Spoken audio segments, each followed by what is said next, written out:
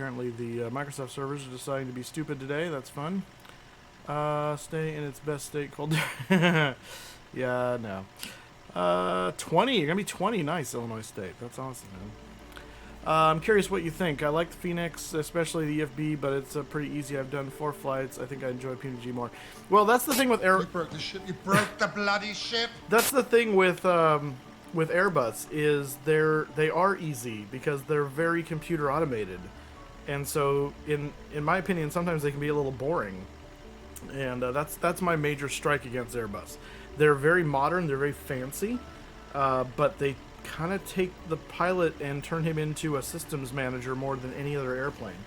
And there's a time and a place for that, to be sure, but yeah. So anyway, that's just like my opinion, man. All right, so let's go ahead and get over here on the flight deck. And this plane does that well. Yeah, so I'm told the Phoenix is very system modeled, so that the cockpit itself looks very nice. I mean, it looks very Airbusy. It's very blue. It's got that kind of gray-blue look to it, just like you expect in an Airbus. It looks very nice, very clean. One of the best things about this aircraft, from what I'm hearing, and I was playing with this a little bit last night, and I am in awe, is this tablet.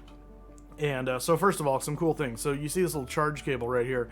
Now, we don't have any power on the airplane right now, so it's not charging because there's no battery power. But when there is... Yeah, oh, that's interesting. I didn't click anything. When there is, you'll see this this little charge symbol here. This will charge up, and if you take the cable away, that'll go away, and it'll drain the power down on the tablet. It just little touches like that. It's just really cool. The way the airlines can reduce the salaries of pilots since Airbus are mostly computerized. And exactly. Look at the bottom right. Use external. Yeah, I know. I don't have an external one that I would use though. So. I don't know what the delay allocation card is, though, so I'm afraid to touch it until I know what it is. I haven't had a chance to read the manuals on this thing, so I'm doing this kind of blind, and so we're going to do it together. But you have some options here. You have the Phoenix menu as you go in here, and this will load up basically the ability to load up your flight. You can tap to import from SimBrief. It'll give you a weather brief and route brief based on what you load in here. You've got your ground services page, so you can add the GPU, the chocks, the forward stairs. I'm not sure what this is, the PCA. I'm wondering if that's like the start cart, like the air start. I'm wondering. I'm not sure. I don't know what PCA stands for. You have your doors, obviously. I'm curious to push evac. And then aft stairs, cargo, things like that. The tug for the pushback if you want to use this to push back. Weight and balance, or as they say in Europe, mass and balance, which I don't understand. I mean, in space this matters, but on Earth everything's referenced to gravity, so really weight and mass the same thing. You can use your computer monitor too. Yeah, but again, I'd rather just use it on here because then you guys can all see it. I don't have to do the fake tablet, so it's actually better. Anyway, but that's cool that you can do that. So we have the ability to board the aircraft, cargo capacity, fuel capacity. You do all this stuff. It's pretty cool. Panel states. This is where you set. It starts off in ready, I believe, as default, and you can change this to cold and dark and change it to default, which is what I did. So that's how you get that there. And then sim settings. There's stuff here for the airframe. You can choose the kind of standby instrument you want. If you want a metric standby altitude, a digital RMI, airline modifiable information. So depending on what the airline has as options, you can kind of set here for different things. Cabin, you can cabin lights, cabin visibility. So if you want to save on frames, you could probably turn the cabin off and change the lighting. Controls. Control position, obviously, we're going to fly in captain, but if your Katie pilot was flies in first officer. Sorry, Kelsey, bonus stream, no giveaway today. We'll do that tonight. EFS borrow, control is independent. Auto door simulation, so when the jetway pulls up, it pulls the door open automatically. You don't have to worry about doing that. Auto jetway simulation, so when you park, it'll pull the jetway over automatically, which is kind of cool. This right here, the PED disc tiller, I believe has to do with this guy, which I've already messed with. I haven't actually moved the airplane, so I did set up some things last night just to get it ready for today. So you'll notice that I have a tiller axis right here that's running just the tiller. You notice the rudders aren't moving. Now, if I move the rudder, that's not moving. And I think, let's see, if I did that... The other night when I moved the rudders, this was moving as well, which I didn't want. So this actually fills me with joy that this is not doing this now. And then when you do this guy... Yeah, see, that doesn't seem to make a difference now. What was happening is when I did this, it was locking the pedals and only moving. So, but now it's doing it just naturally, which I like better. So I'm not sure what's going on with that, actually, but this is something I'm going to have to look at the manual for and see, unless someone knows in chat what's going on there. We have the RA callouts, radio altimeter callouts, so you can set which ones you want to call out. Like, for instance, I think 5 is a little ridiculous. I just, fine, go down to 10, that's all I need. They're going to call me a retard at 20 anyway, so. Units, you can set your units, feet, inches of mercury, and pounds, or you can obviously use kilograms, hectopascals, and meters, which, who uses meters? Come on. I'm looking at you, Maple Aviation. All right. Hey, Jacob, how you doing? Welcome here. So it's very robust on just the settings. Then you have, once you have a flight plan loaded in, you can do your departure performance and get all that, just like we do with the other tablets to figure out your departure calculations. Same thing with arrival performance. And same, you know, putting your runways and your weights and all that stuff. There's Navigraph integration into this, which I have set up. So it should go already. Yep, there we go. So I don't have a flight plan loaded in here yet. I could pull the latest one from SimBrief, which is our flight over into St. Louis, but we'll do that in a second. But you can pull all this stuff up. It just makes it really cool to use. You can get a pilot brief in here, which is pretty neat. Again, once you have a flight plan, you have your OFP, your full operational flight plan listed in here. And then clicking this will give you the weather brief section for your airport, your arrival, your alternate, your NOTAM section, which we all use religiously in the flight sim community, right? You always read your NOTAMs. And then a document section, which I forget what's in here. Oh, the checklist. That's right. So you've got your checklist, and even the Fenix user guide is in here. So you could actually browse a little bit of the user guide while you're in here as well. So it's kind of cool. So yeah, so that's just, it's interesting stuff. And then settings, obviously to set up different things for the Fenix EFB. So this is where you specify your Navigraph connection here. You can choose your default chart mode, which I will set to night because I always like my charts in night mode. Dark mode is always better, if you ask me. Looking for sim settings, you can tap here and it will take you somewhere for sim settings. Probably is the Fenix app. Now that's something to note, and I'll have to read the manual to verify this, but when I was looking on their Discord, where I was reading the kind of the fine print before they did their final release, there were some notes, and it talked about making sure you're running your Fenix app in the background, because this aircraft does run externally, kind of like the the FSLabs did. It had external programs that ran and integrated into the sim, rather than utilizing the sim entirely.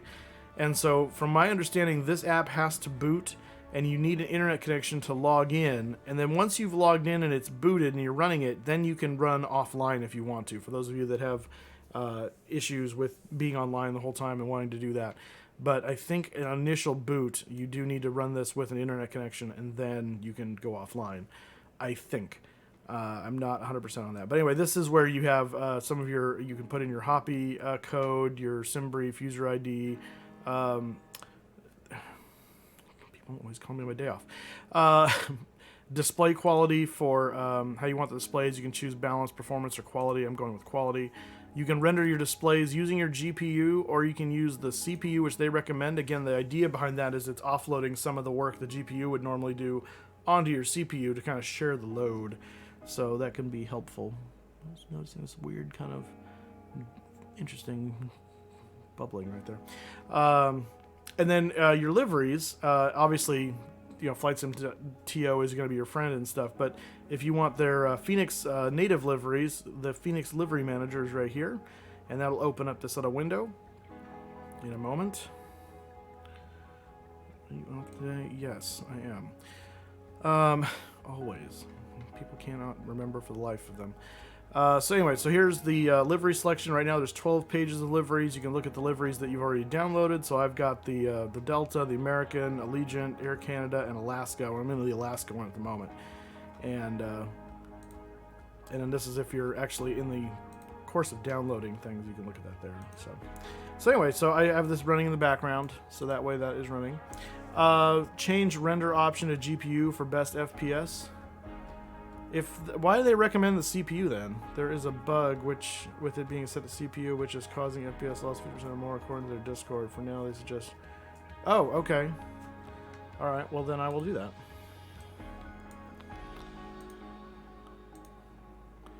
It is not recommended for single GPUs. Okay. Well, whatever. We'll see what it does. We'll see what it does. Okay. So anyway. There we go. So you notice our percentage is going down here because we don't have power on the airplane at the moment. I did go through and set up my views. So I've got my captain's view, my FO's view, overhead panel. I've got a view of the... I wanted to make sure for an Airbus I had view of both McDo's because a lot of times with the ACAR system you want to use both. 5 is kind of looking here at the front panel and the mode control panel there. Down at the pedestal as a whole. We got our kind of jump seat view, dash cam view, and of course our tablet view. So if you have a K processor, you could try to unload the rendering to your integrated card. I thought K was just because you could unlock your processor and what do you call it, overclock. I don't think I've got integrated graphics on my computer. So you have it set to GPU? Okay. It said recommended, so that's why I went with that. I was just like, all right, we'll see. We'll try it, and we'll see what frames we get. But it might, who knows, it might not be a problem for me either way, but you never know. We'll see. We'll try it. There's nothing wrong with trying. I am going to go over here. I'm going to turn his tablet to off. I'm going to put this in sleep mode. Sleep mode. There you go. Because I'm not going to use his tablet. So, hey, it's Sky Command. How you doing? Hayden UK, good to see you as well. Welcome here. My GPU is pegged most of the time in Microsoft Flight Simulator, so I'm going to leave it on CPU for now. What FPS are you getting now? At what resolution do you use? I have no idea what frames I'm getting. I honestly don't know how to check, and I honestly don't really care. As long as it looks smooth in the sim, that's my goal. So, but it's always smooth in the sim for me. I'm running a 2080 Super. With a Core i7 7700K and 32 gigs of RAM, and it's fast RAM too. So I haven't, and I'm running my sim on high end, not ultra. So, and I don't have any problems, and that's with streaming as well. So wasn't terribly stuttery for you, dev mode. Yeah, see, I don't want to go into dev mode. I don't like being in dev mode. They're going to fix the issues and updates. Well, yeah, of course they are. Of course they are. And that's the case with all of these. You know, there's always. I want people to stop getting the impression that there's going to be a bugless release someday, because it's never going to happen. Until you push a product out to the larger community, you will not find all the bugs. And even then, you won't necessarily fix all of them. You'll fix most of them and the most annoying ones. Anyway, they're always going to be pushing updates and fixing things, and more is to come, and so we know that, and that's good.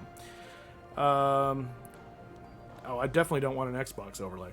Yeah, as long as it's 30 over, fine. FPS was decent for me, but I've got the integrated chip hack going for me. Okay, more than decent. I had a few bugs, but man, didn't even faze me. Yeah, there you go.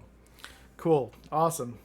So the other thing you want to do when I first there's a little thing in Discord. Let me show you that. Let me go open up Discord here. I'll show you what I was looking at on their Fenix site. There is a let's see, what was it? Starting guide. When you first get this, go through this process. It's just a good idea. This is how they recommend. It says link your Fenix account to Discord first of all. Log into the Fenix app using the email address and password. Add your Hoppies code, your SimBrief username, select display ring, do all that. Run, if you have Navigraph and you're doing data, uplinks, run that to get the latest AirX cycle, all that first, and then, only then, run the Fenix for the first time in your sim. And then there's some sound settings they want you to adjust because, again, they run this outside of the sim, and so their sound engine is using different things. And so to get the most out of it, they recommend, aside from music, they said turn all of the sim sounds up to 100%. And then that way their engine will run that appropriately. Now, for me, it was already at 100% everything except for environmental was down to 25. And I think that was because early on there was like an overabundance of wind sound going on, and so I turned that down. So I turned it up to 100. We'll see what happens.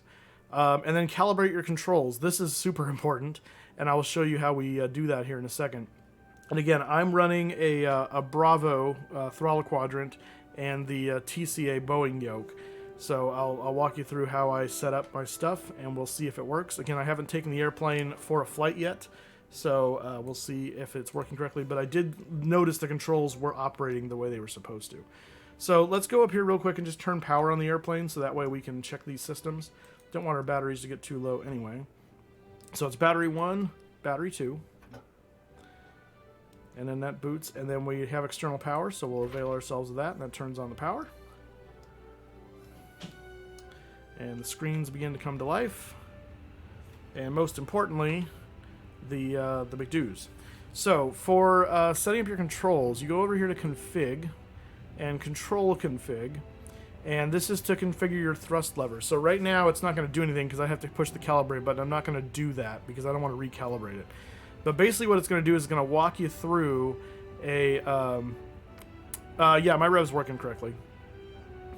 It's going to walk you through different settings. So remember, in an Airbus, it's different than a Boeing. You've got your throttle, your neutral position here. Then you have a manual area. This is really just for taxiing for the most part. And then you have a climb detent, a flex MCT detent, max continuous thrust, and then takeoff go around detent. And so what you would do is when you're flying this airplane, you're going to take off by sticking this thing either into toga or into flex right there. You hear the click, and then when you're ready to start your climb, you'll stick this thing in climb, and it will stay there in climb for the entire flight. That is auto throttle. The computer is managing it. You won't see the throttles move. Is managing your thrust through the entire range of flight until you hear them called retard on landing, and then you close the throttles and go into reverse. So it's really a hands-off throttle process, but if you don't have these detents set right, it can really mess up your day and be a pain. So this will walk you through. It'll start with, I think it's reverse position, and if you're using reverse as a button, so if you don't have a specific throttle reverse part of your axes, if you're not doing that, which most people I would think are not, because it'd be really easy to accidentally slide into reverse, just leave them at 0% where they are and move on. The first two are reverse related, and then it will ask you for idle, and again leave it at 0 because you want idle to be 0. The next one it'll ask you for climb, and you'll put your throttle not looking at this, but on your actual throttle position. You'll kind of decide where do you want that throttle to be for the climb detent, and it'll show you these positions here, and then you'll lock that in, and you'll go to the next one. It'll ask you where do you want your flex to be, and you'll lock that in. And finally toga, and that should probably just be 100%. You'll lock that in, and then you'll save that configuration. And then you want to just come back to your sim and make sure that the throttle behaves like you set it. For doing reverse, you want to do that, and there's a little on that page where it talks about how to do your configuration. There's a link that'll take you to a website that'll show you a little video and some step-by-steps on how to set up specifically your Bravo, if you have it, with the reverse buttons. And basically what they say is they want you to use your reverse levers to go into a hold reverse when you pull the levers up. And so it does that, and that goes into idle reverse, as you notice. And then all you got to do is push your throttles forward, just like you would in an X-plane, and it pulls them down into the reverse process. And so you actually have control of how much reverse you have, all the way back to idle reverse, and then putting them out, it'll do this little kind of dance and go back into idle. So it's kind of cool. Does it come with backup lights and a beep when you reverse? No, I don't think so. No, I don't think so. So you want to make sure you get that set correctly. There's also in here you notice there's an arrow. Whoops, hang on. There's an arrow right there, meaning there's more pages. And so if you page over, there's a side stick and rudder calibration, so you can mess with your pitch, roll, and yaw, side stick and rudder null zone, stuff like that. You can change that there. And then there's also a flaps one, so you can use the flap axis on a Bravo or something else that has an axis if you don't want to just use a button toggle to toggle through the flaps. And it works the exact same way. Calibrate, you tell it where you want each position, it memorizes it, you save it, and you're good to go. So that's how you do the control calibration, so make sure you set that up before you do anything else. And then test it, before you actually take off and make sure it's working. That's always a good idea, too. First impressions, I'm buying it later today and tomorrow. Oh, I'm already impressed, Hayden. I mean, I haven't even taken this thing into the sky yet. I'm already impressed. So first impressions is it's a buy for me. I mean, I bought it the second it released because I've been hearing from Sam, Airbus for the Win, and Katie Pilot that this thing is the bee's knees. So, and they're both real Airbus drivers. So that carries a lot of weight for me. Okay. All that being said, the other thing I want to do is just because I've got this set, I think from, well, this might be from the MD-80. Let me see if this may not allow me to do it. I can't even select that. That's interesting. Huh. I'm curious if the gear is going to work. That's my, I don't think we're going to be able to test that until we actually try to get it in the air, so we'll see. All right, let's go ahead and, I want to go ahead and do a flight. We're not going to do it on VATSIM because reasons. I want to do a quick flight to like Vegas and see, because we're sitting here in San Diego, and see how this thing operates. So let's go ahead and go to Simbri first. And they also have on that Discord channel, there's a channel for a Simbri profile specifically for this aircraft. So I went ahead and got that, and I saved it under Alaska. I do need to update the N number because that's going to drive me nuts. But let me go open SimBrief real quick. And then once we do that, then we can use the EFB and integrate it into the system. So let's go tablet. Oops, wait, are we on the right? Oh no, it's good.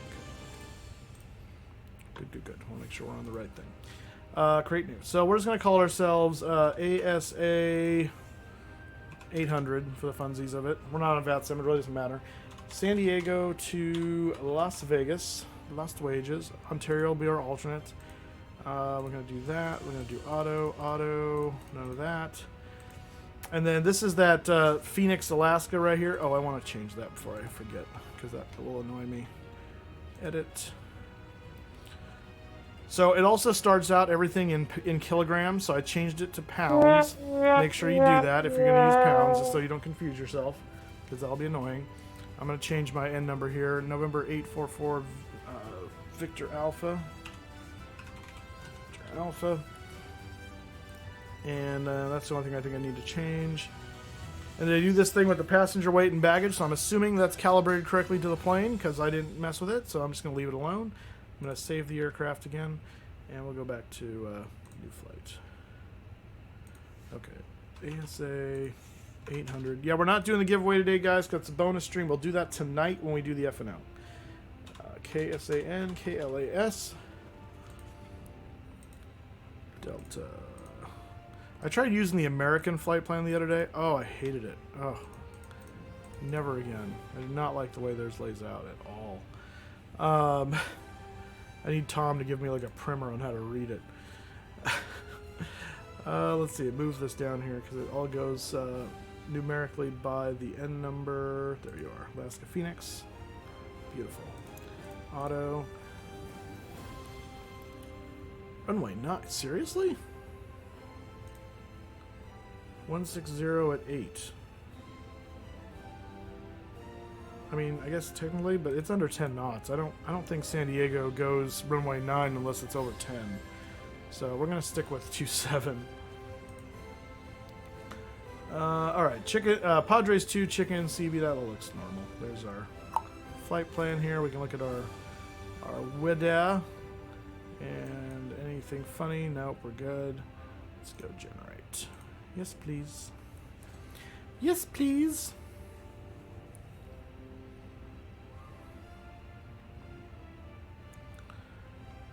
Alright, we're not going to pre-file because we're not on VATSIM.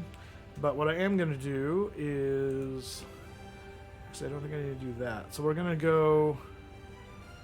Actually, I don't need to do anything, I don't think. We just need to open Sim Toolkit Pro. And then I'll put it in the thing. Probably don't even technically need to do it in here because I'm going to have all the charts and the OFP and everything on that tablet. But this old habits die hard, so... And I want to run it in Sim Toolkit anyway. So flight planning, load. We won't have an aircraft for this. Oh, I haven't updated SimBrief yet for the new air rack data. I did the Microsoft Sim, but I didn't do the other one that does the SimBrief one. That's fine. Fly now. I don't care if it's data mismatches. Doesn't matter.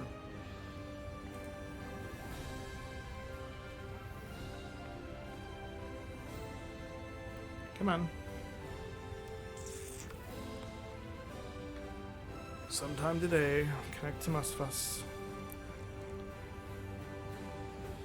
Oh, you know what I didn't do yet?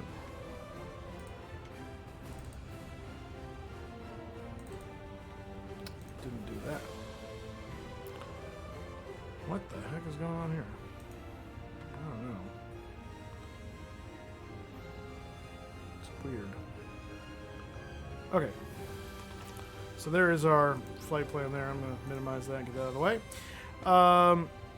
Can't gear be switch up on ground due to... Yeah, no, I don't know. I mean, and maybe in the plane they just keep you from being able to do it. You should be able to, I think, move the switch. Obviously, I don't even have hydraulics connected, so it shouldn't do anything now, and it shouldn't raise the gear. I was seeing if the switch would actually work how I thought it would. But yeah.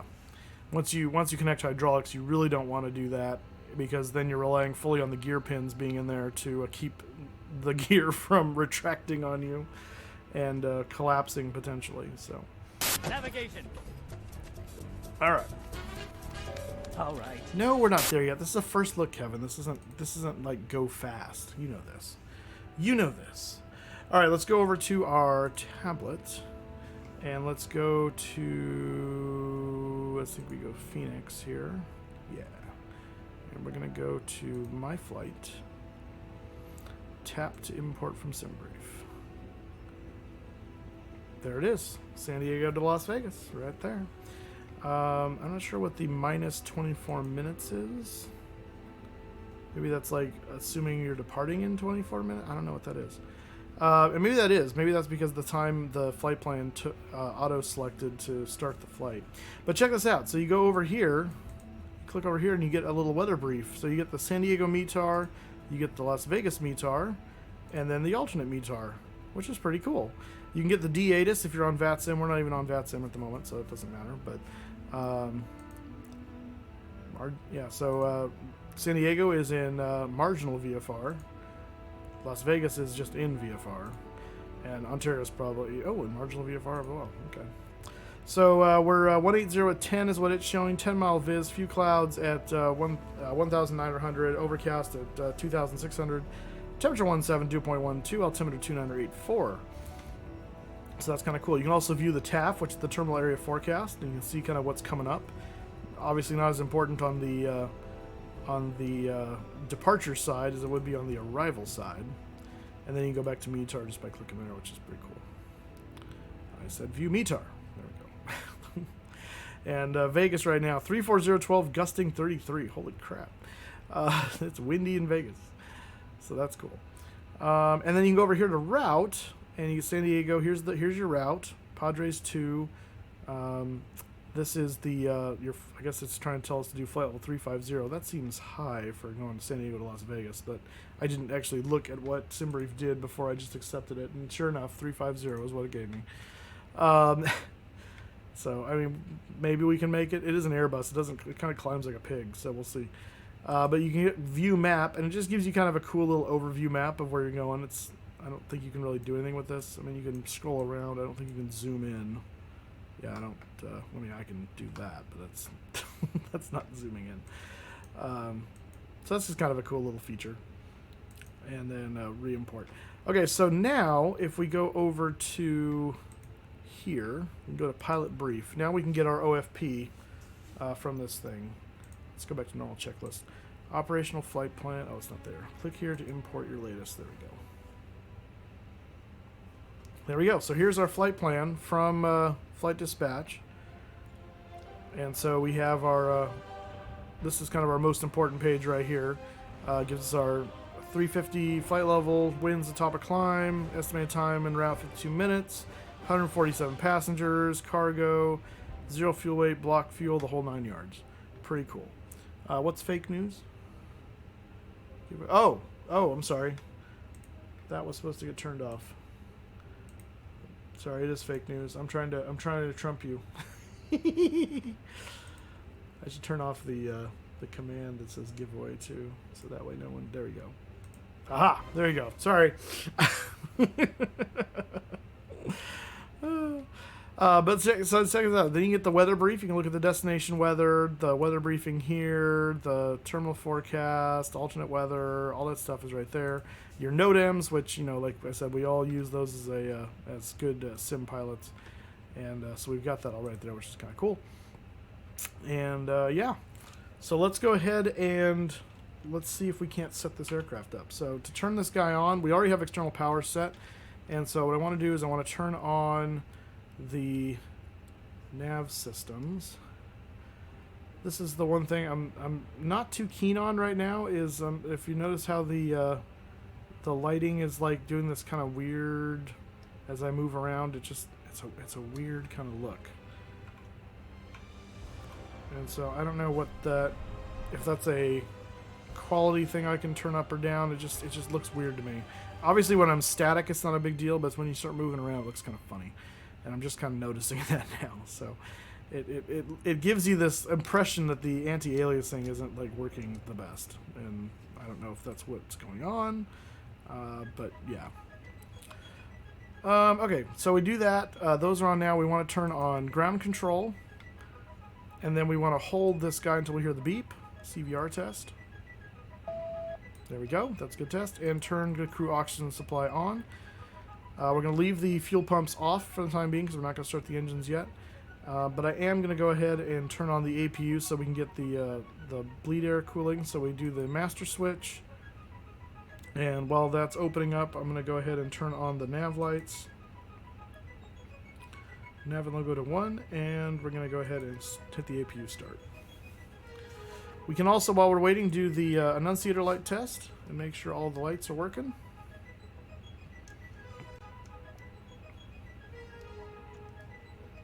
Looks like they're working to me.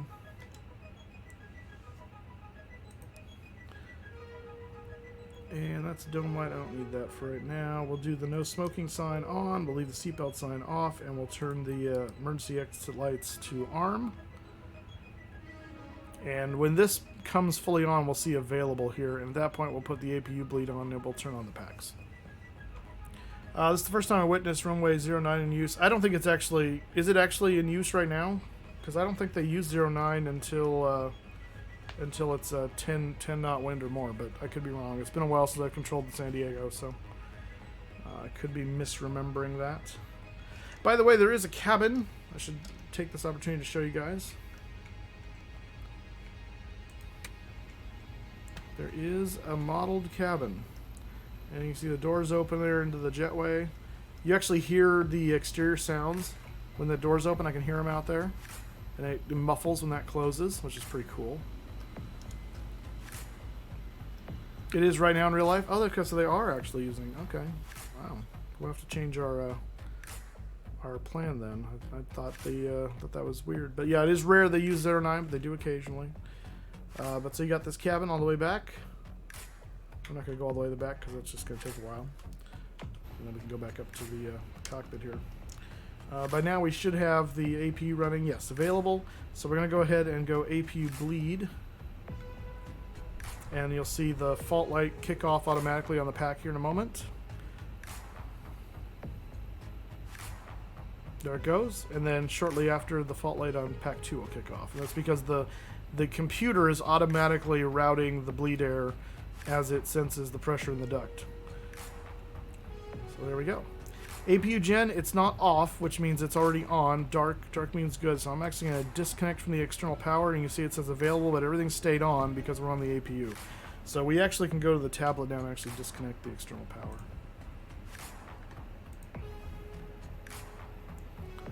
GPU gone. There we go.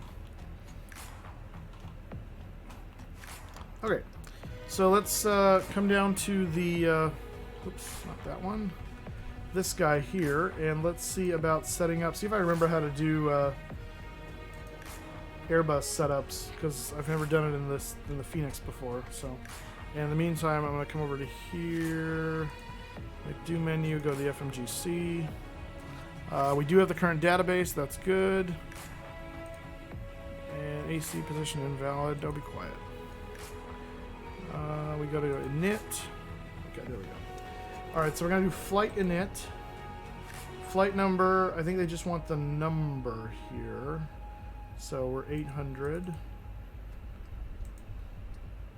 And departure is KSAN. The arrival is KLAS. Wah, wah. Does it do the trumpet sound still? Oh, are you about chicken moose? Oh, yeah. No, I turned off the giveaway, meaning the things that would come up and say the giveaway is going on. Yeah, I've witnessed 6s and 7s in LA too. In fact, they do that every night. Once it gets to the overnight ops, they'll actually land and take off, going in the same way to keep the traffic out from over the city at night. It's kind of cool. KONT. And estimated time en route, I believe that was 0052. I think it was. And initialize the data. There we go. Okay, that's done. And then, let's see, anything else we need to do here? AGC request. Pre-departure clearance, ocean clearance. That's cool. Yeah, so I don't think we have anything else we have to do in that menu. I witnessed many crazy things in LA, so I don't go there. We all know you love LA.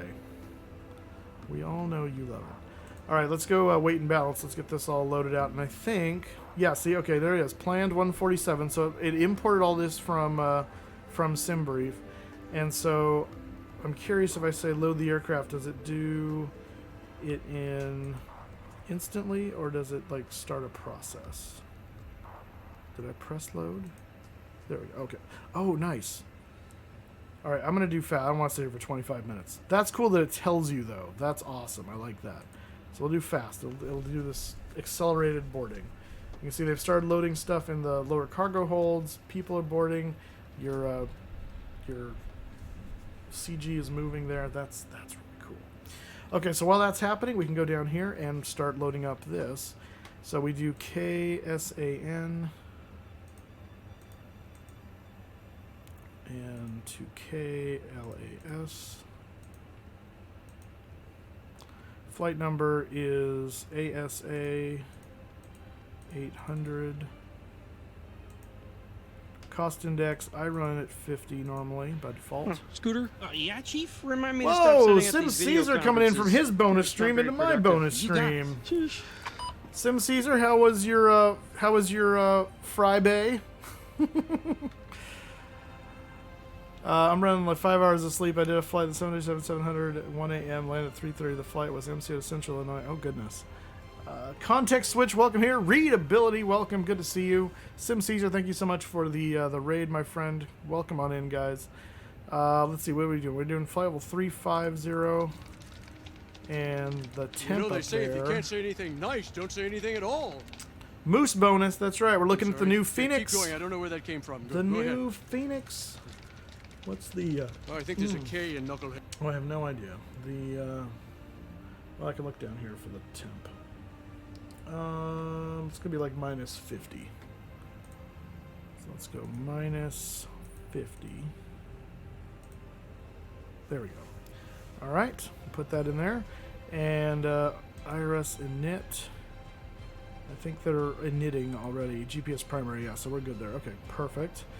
And we don't, if I remember correctly, we don't do page 2 of the thing just yet. We go, so it's init, it's data init, and then we do flight plan. My old Airbus ways are coming back to me. Sim Caesar, how was your bay today? How was your bay day? Okay, so we were doing the Padres. I don't know if we can do that off of 9 though. Let's find out. Runway 9. Oh, maybe we can. Oh no, we can't. Oh yeah, there it is. Padres. Yeah, so we'll still do Padres. It was the chicken transition, I think, right? So 9, Padres 2, chicken transition, insert, and there we go. And then ILS to minimums in snowy Denver was fun. Oh, cool. Very cool, Sim Caesar.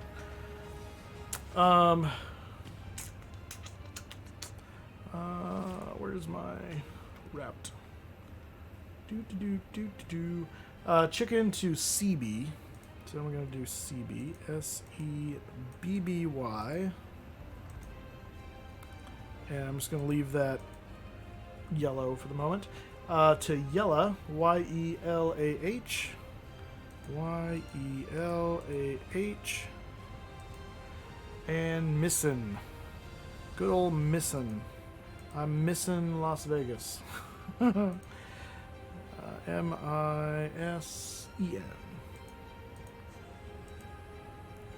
And so here, okay, pop quiz.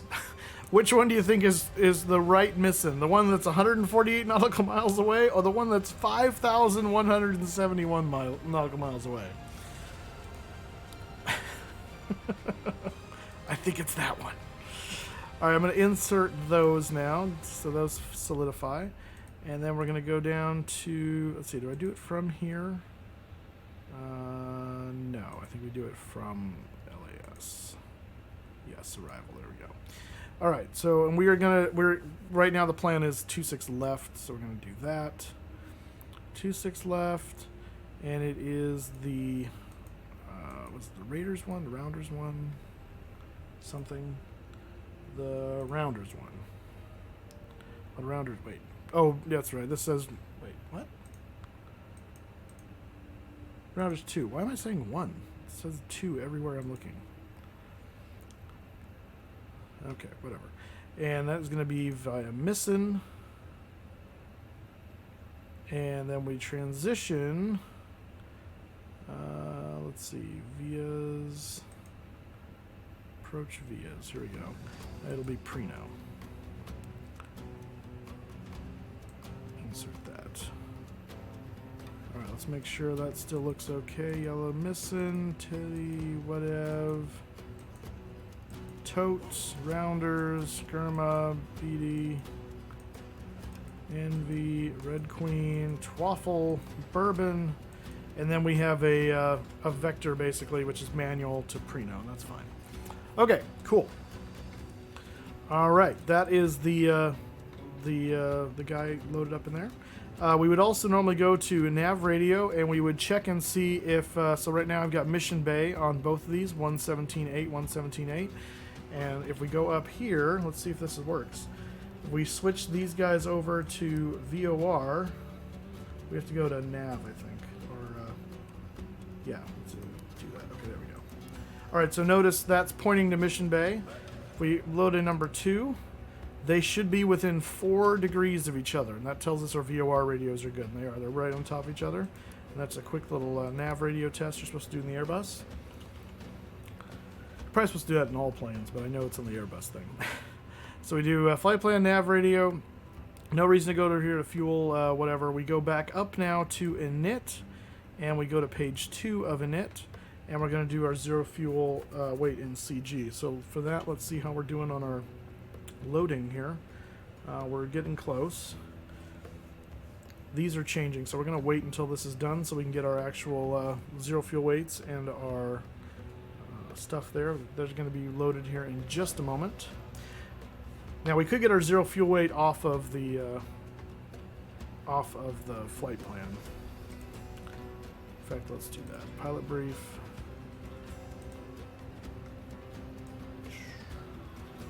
So zero fuel weight is 128.0 in our case. So we go down here, 128.0.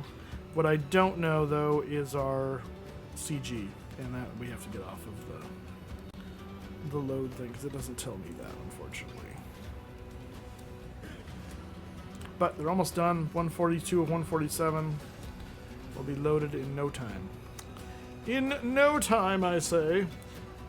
Context switch. If I didn't say it already, thank you for the follow. I thought I did, but my brain doesn't work. So, boarding complete. Excellent. So, zero fuel CG right there is 30.2. Look at that. It's pulling the jetway away because the loading is done. Close the doors and pulls the jetway. That was awesome. 30.2. So we're going to do 30.2. Put that right there. And then our block fuel, which again I can get off the flight plan, is 13.1. 13.1.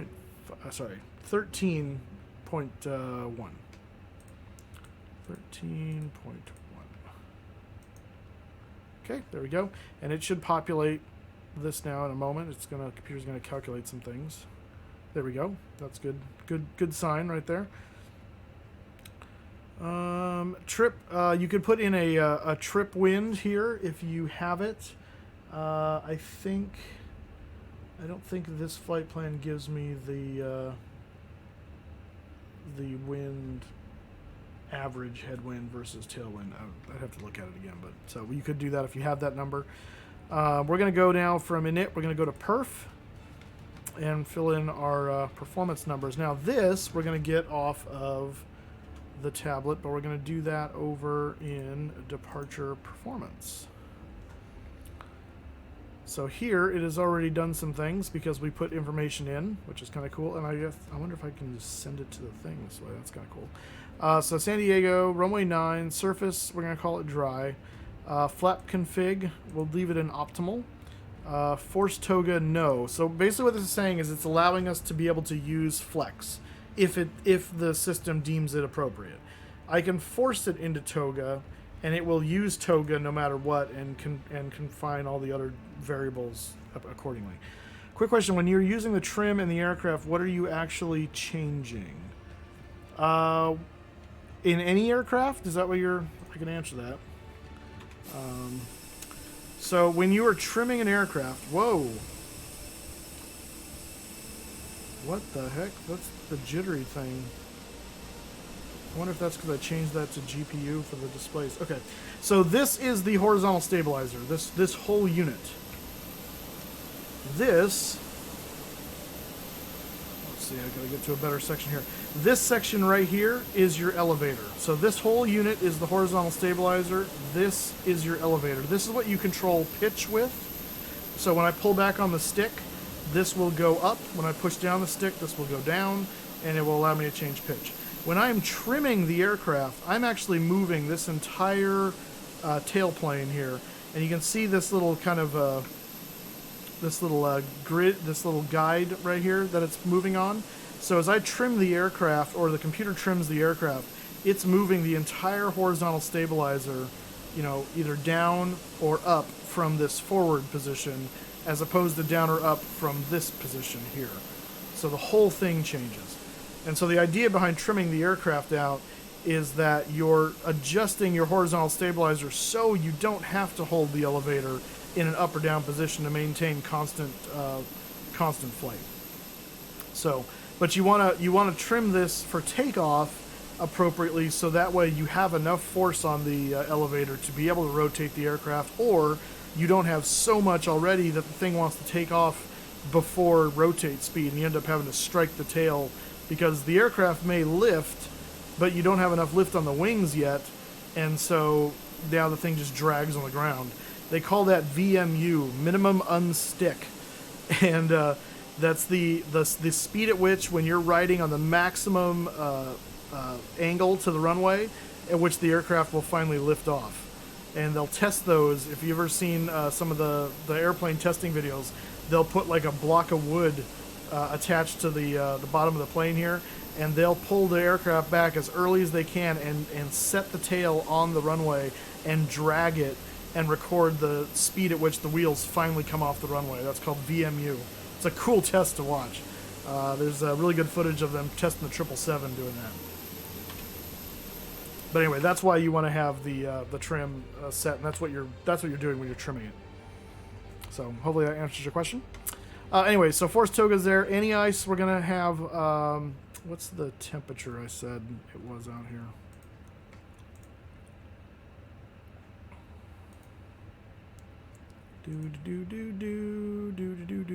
Oh, temperature 2.2. It's warm. Okay, yeah, we're not going to need any ice. All right, that answers that.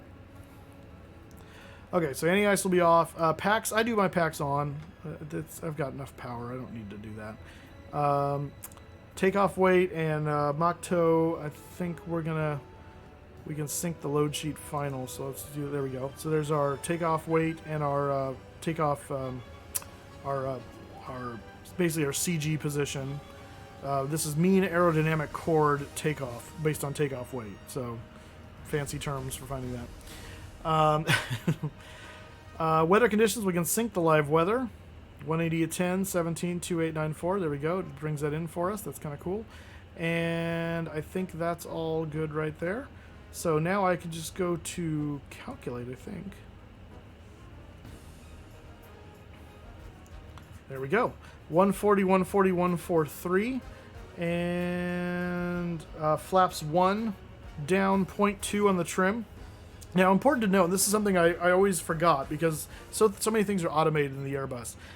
When you set this is a reference. It's not setting anything for you here. When you put down 0.2, you have to manually trim the thing down to 0.2. It's calling for a flex temp of 68 degrees, and we're not shifting. The shift is if you were taking off on from a taxiway earlier in the runway. So you're basically shortening the runway. And so you're shifting it, and so this is how much feet you're shifting it. We're not doing that. We're doing the normal. So here's the for intersection data. If you're going to take off at an intersection, Sunjammer74, welcome here. Hello. So that's good there. So I'm curious now if it did it put it in there? No, it did not. Okay. So it is kind of surprised there's not a sync over there, which is kind of cool. 140, 140, 143. 140, 140, 143. Okay, and then it was flaps 1, and it's down, which is DN 0.2. Put that there. Flex temp of 68 or 63, 68. Okay. So that's all done. There's our flap retract speeds. So flaps can go up at 145, slats retract 189, clean speed or green dot speed is 2.13. So we come over to next phase here, and I'm going to put that 213 right there, pre-select, that's green dot. The reason we do that is when you're taking off out of a Bravo, there is a speed restriction underneath the Bravo shelf. So if you were to take off, let's say you took off out of a Bravo and you busted out of the Bravo underneath a shelf of the Bravo, your speed limit is not 250 knots. Your speed limit is 200 knots underneath the Bravo shelf. Or it's 200 knots or your minimum clean speed, which in our case is 213. So we do that kind of just as a just in case we end up, most of the departures and stuff and the way they do that for commercial aircraft, it will maintain inside the Bravo until we exit at the appropriate point. But if you were to come out under the shelf, you could violate You your said it. speed Everything here restriction is if you didn't do immediately that. followed by So it's just a sarcastic good comments habit to and do. nasty responses. Something they teach you to do in the Airbus. We're manual. finally where we belong. Jacob 145 given a tier 1 ZIF sub to Sunjammer. Thank you, Jacob. Very kind of you. I'm going to go back to previous phase, and we're going to go to progress now. We want to make sure that our selected cruise altitude is not above our max, and actually 350 is optimal, and it's below 382, which is our max for our weight. So we're good there. That's all fine and dandy. And then the last thing we normally would do is go to secondary flight plan and copy active. And we just put this in our secondary, so that way we've got it backed up. So if we screw something up, we've got a backup plan. It's kind of the idea there. And with that, everything should be set up now on the aircraft. Now, what I want to do is want to make sure we set this to down 0.2. And I'm trying to remember. You know, they say if you can't say anything nice, don't and say my anything at trim all. handles are not working, so I'm sorry. Keep going. I don't know where that came from. Go ahead. I'm not sure if that's because I don't have. Oh, I think there's a hydraulics? K in knucklehead. Oh, we probably don't have any hydraulics yet. That's why. So we'll just make sure we set that after we get the engine started. And I think this is. Yeah, because that should be 1 unit. So 0.2 is going to be like just a little bit below the 0 there. So. All right, RLK281, thank you for the follow. Welcome here. Let's go and let's see how better pushback does with this airplane. I think so. Let's go and turn on the beacon. Is that this guy here? No, that's probably turn off. Where's the beacon? Beacon. There you are. Okay, beacon's on, and I want to make sure all of our doors and hatches are closed. You broke the ship. You broke the bloody ship. I didn't break anything. Be quiet, Dr. Corvette. Let's see. We'll remove the let's make sure our brakes are set. Brakes are set. Yes, good. All right, so we'll remove the chocks. Go over there. Okay, so the aircraft should be good. Let's put this back on arc. And yeah, I think we're happy. Okay, so let's go ahead and see if we can't push this thing back. Tell me, APU, do you bleed? There's been problems with toolbar pushback in the Phoenix. Well, what kind of problems? Am I about to go CTD or get yeeted? Before I do this, tell me now. Tell me why.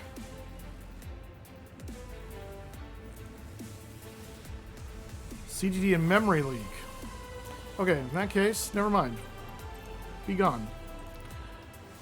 So it would not push back. Got it. Let's use the built-in one then for right now. Thank you. Let's connect the tug. Ah, no! Don't use toolbar. I thought it was gonna. So is that the tool pushback? Is best to just remove it, or you'll have possible leak in CTD. Try using the FB and it brings toolbar pushback up. Yeah. Okay. So we're not gonna do that. So I'm gonna kill that. Ground. Please cancel pushback operation. Go away. Roger. Pushback canceled.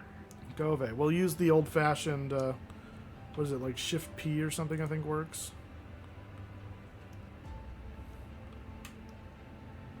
Let's see. Let me take the parking brake off. Does Shift P work? I don't remember. No. How DOSed one? Oh, Shift P does it too? Oh, okay. So how do I... So I can't push back at all?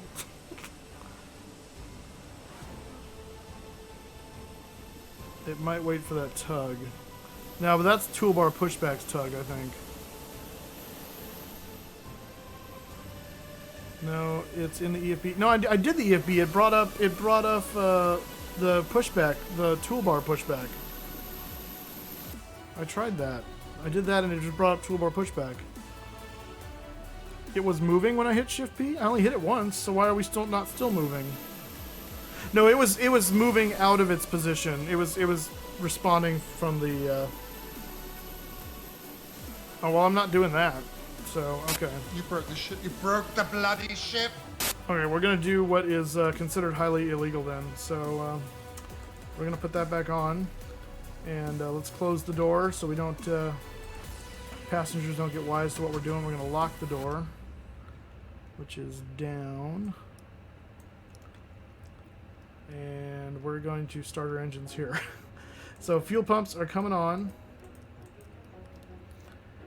And we go down here and we set this to start and number 2. And it's going to start number 2.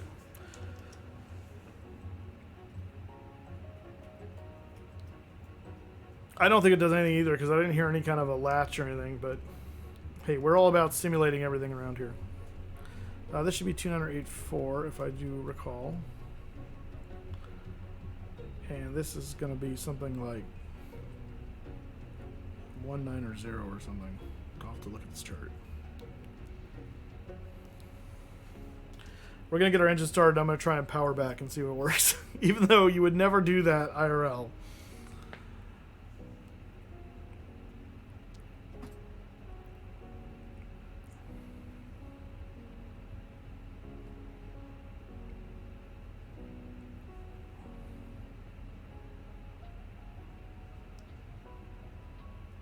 Yeah, I would do it in IRL, but that's because I'm a renegade. He's a maniac, maniac, oh no. Alright, it says available, so we've got a good start. Let's go ahead and start number 1.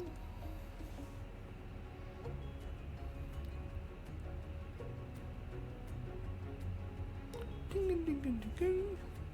Let's go flight plan. Ding, ding, ding, ding, ding, ding. Oh, these aren't tied together anymore. Okay, I'm used to the FSLabs. I'll power back and I'll power back like I never have before.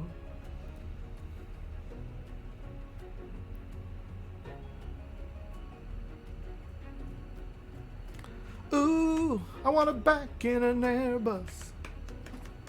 I want to power back in an Airbus. Is that? Still climbing there, waiting for the available.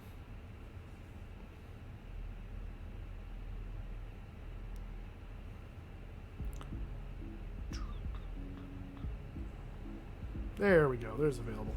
Okay, so while that's available, we can go back to normal there. Tell me how many Airbus 319, 320, 321 Alaska Airlines has in service and parked. Get it to within 5 aircraft, and I'll give the sub. Oh my gosh. So, first of all, caveat. The only Airbus aircraft that Alaska has is the ones they obtained from their merger with Virgin America, because they were an all Boeing fleet. So, it's really a question of how many Airbus that Virgin America had. So, shoot. I'm going to say 100? I don't know how big. I don't know how big. I'm just gonna say 100. 43. Not even close. Yeah. See, I don't know how big Virgin America really was. So, boo. Okay. Let's go. Make sure the we're in 2000. Let's see. This is where is the on switch? Right there, that's on, and that is TARA over there. Better luck next time. Yep, guess so. All right, now the moment of truth. Let's take the parking brake off. I'm going to go my brakes on, and I'm going to see if I can power back this sucker.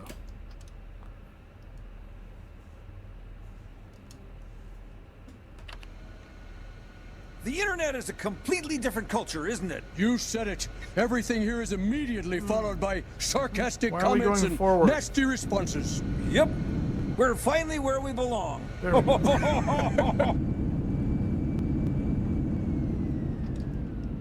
Taxes! Taxes! Beautiful, lovely taxes!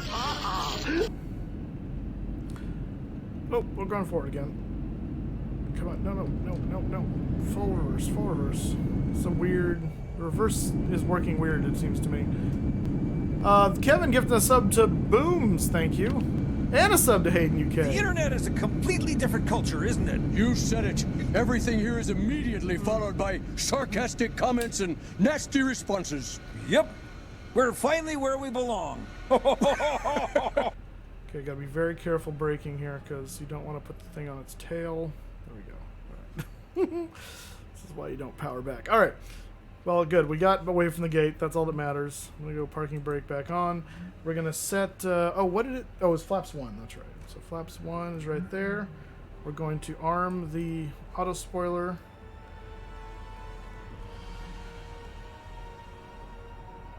And... Okay. Chocks removed. Yeah, I did. Yeah, I did remove the chocks. They were removed. It's a goof. I mean, if you think about it, when you're idle, you know, it's still, the fan is still sucking a lot of stuff in, and not everything's going out the front again. It's kind of, so I think it requires a certain amount of force before it like puts enough to, you know, since we're standing still, it's kind of weird. I don't know. I'm liking it so far, although I'm nervous because I was told that the TO pushback causes a problem Everything right now. here is So I'm trying to immediately avoid followed using by it. sarcastic comments and And nasty Kevin responses. gets us another two-faced disc. We're finally where we Kevin's belong. going ham. Okay, so we want to put the auto brakes to max. That's the RTO equivalent. And I do want to look at... Oh, that's right. This is the other thing I can do. I almost forgot. We can go into Navigraph. And let's see. My flight. Nope, not like that. Import route. There we go. There we go. We can do the San Diego routes. San Diego charts. And we'll go departure. And we want the Padres 2. I'm pretty sure I told you to default to night charts. Alright, well, there it is. So what's the top of the chart here? And how do you... Oh, zoom in. There we go. So 15,000. This doesn't seem to suggest... Padres 2... Well, it doesn't say I can't use runway 9. But it certainly doesn't look like I can... So I'm just going to do an about face and we'll come back to Winfield. We'll do a left turn there. Runway, yeah, see, it's runway 27. So why did it let me do runway 9? Interesting. There you go. Yeah, runway 9, not authorized. So we're going to do it anyway. I don't care. But yeah. Okay. So this should be 15. There we go. And those are all managed. Let's do taxi light to on. We'll go ahead and turn off the APU bleed, and we'll turn off the APU because we're all engine running now. And here's where we're going to find out if the steering works. So that's still doing that. It's not moving that. Okay, that's good. So let's find out.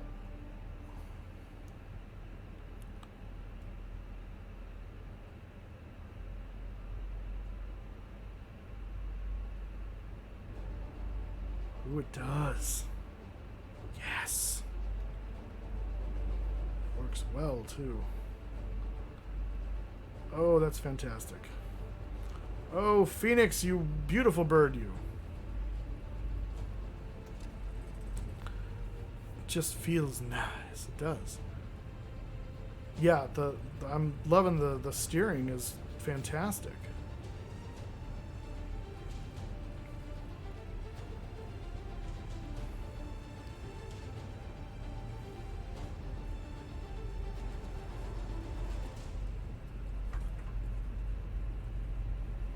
I think what we'll do is we're gonna cut the music, and I'm gonna put the sim sounds up so you guys can hear the engines. We'll see what sounds like here.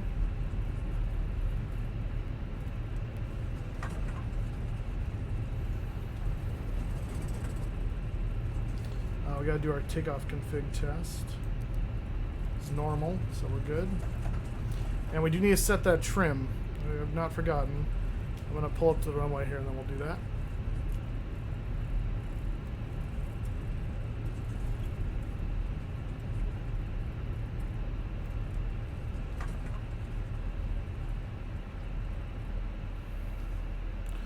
Alright, so we're going to do... it's working now. Okay, good. So 0.2, probably somewhere in there. That vicinity. Yeah, we'll call that good. Alright, trim is set, and I think we're good. Let's go strobes to on. We'll put the landing lights and the taxi light to take off. Oh, I can see it on the flight controls page? Oh, cool. Okay, I'll double check it here when we line up. That's right. I knew that. Trim is for suckers. On the lower ECAM, yeah. It's been a while since I flew the FSLabs. I'm out of practice with the bus.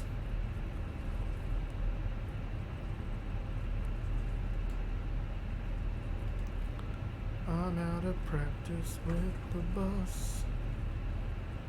Alright, we'll stop there. Let's see, I need to put this onto the... Where is that page? Status now. Flight control, that's what I want. Okay, let's see. Elevator. Pitch trim, there we go. Oops, 4. 2, there we go. Pitch trim down 2. Beautiful. Cool. We're good. Alright, I don't think I've seen you fly an Airbus. Oh, yeah, no, I haven't flown an Airbus in a while, but I have the labs, and we used to do it every so often in P3D. But since we've gotten kind of really going into X-Plane and MSFS, I have not been in the labs in a while. So, uninstall that malware moose. Alright, here we go.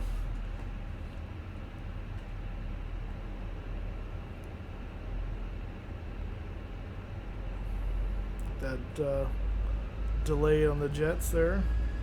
And we're going to go into flex. Oop.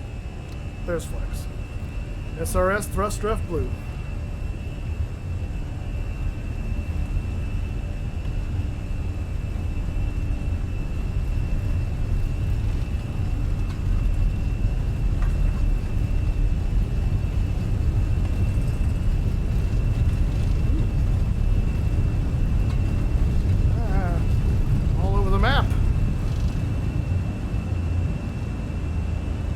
Moment of truth. Gear.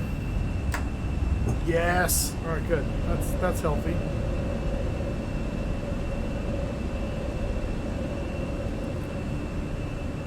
All right, we're gonna start our left bank here.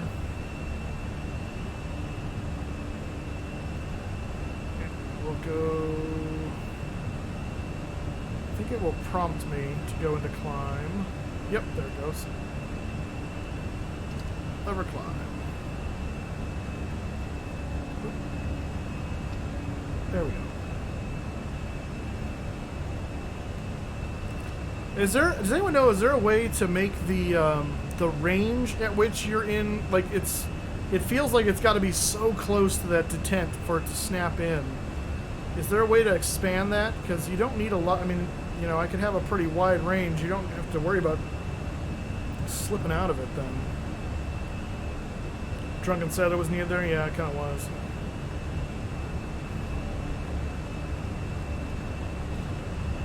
Get our flaps up.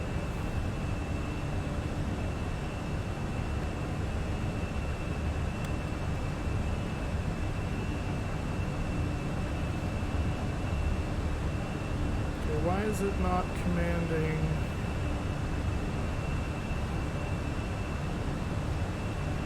Am I not in? Okay, we'll go to managed.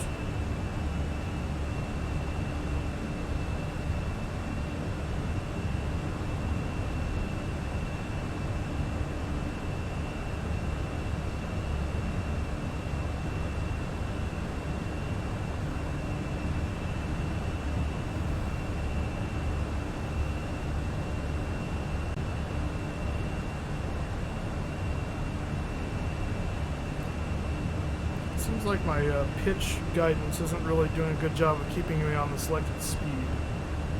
This may just be me doing something stupid. Probably is. Yeah, 09 is rare. But that's what they're doing today, apparently.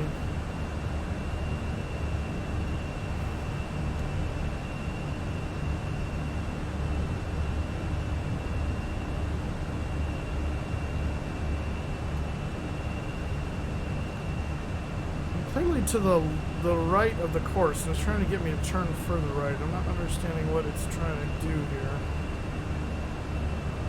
direct.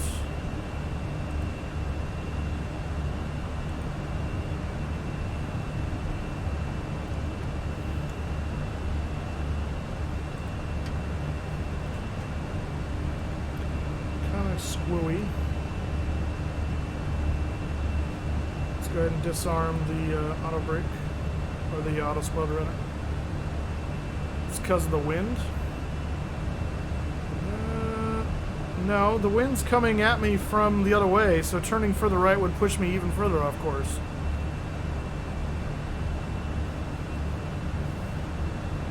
I've got a wind coming from over here. So you'd be correct if it was coming from over here. So I don't know what that was about.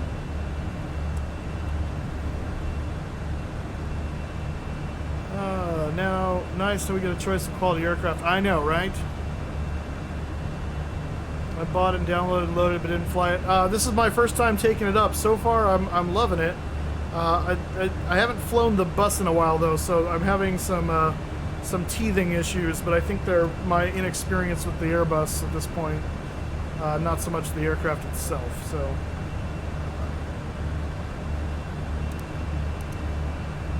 And it's also not helping the fact that I took a departure that technically wasn't authorized for that runway. So there's that. Sound fantastic though. Listen to that. Oh, that puts the FSLabs to so much shame. Love the little bump. The jet wash. Oh yeah, the FSLabs sound always sounded so quiet. This is fantastic. Rav, congratulations again, by the way, on passing your commercial there. It's awesome, man. Proud of you, buddy.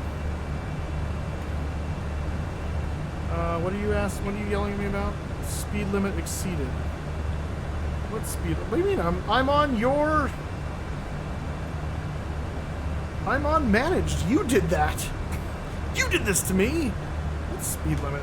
Was there a speed limit on the departure that I wasn't aware of?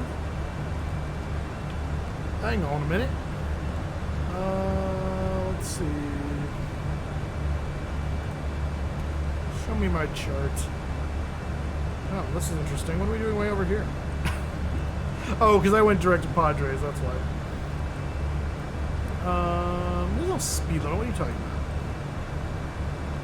What you talking about, Willis?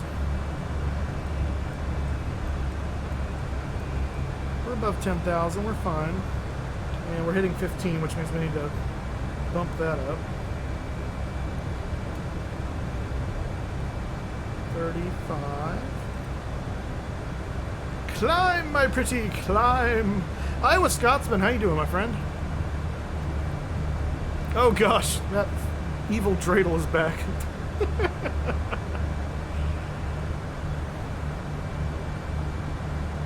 Constrain first button.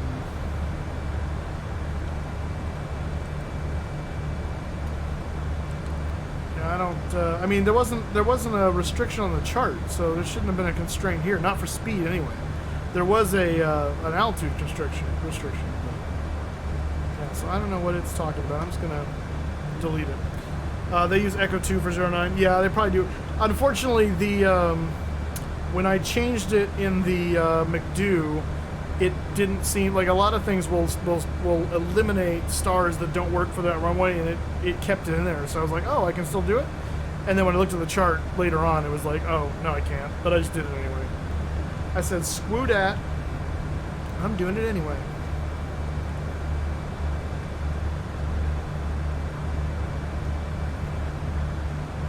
With today's route, we're going up, doing it just a quick one to test this to Vegas. So San Diego to Vegas. B-Dubs, how you doing, my friend? Welcome here. This is so dumb. I don't understand. First of all, I don't know why my bot can't do this, but I can all of a sudden.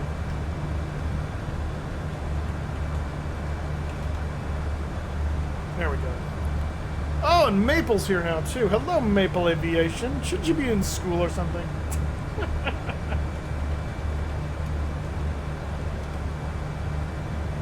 Day off? Pish posh. Alright, so we got, what's the, isn't there a button select for going over into, oh, there we go, pull.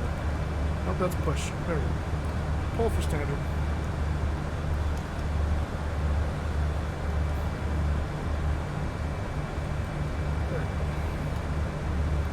I got into Canada's best university aviation program today at the University of Waterloo. Oh, that's awesome, Maple.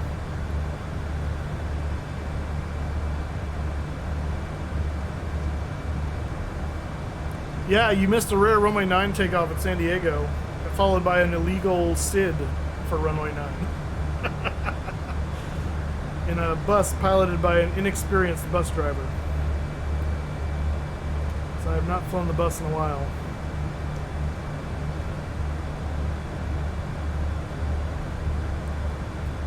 This one sure feels like it climbs better than the FSLabs one, I'll tell you that. I mean, granted, we're not that heavy today because we're only going to Vegas, but still. Next time I'll one-up you and take off from taxiway Bravo at Fresno. You would. You would. This is not a fly-by-wire DeLorean. This is the Phoenix. This isn't the fly-by-wire.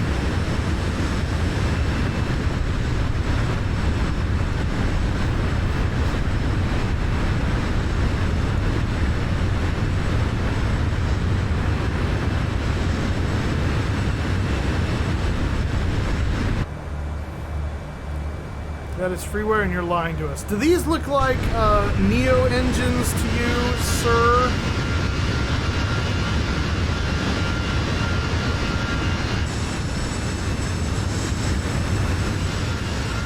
Sucked into a vortex.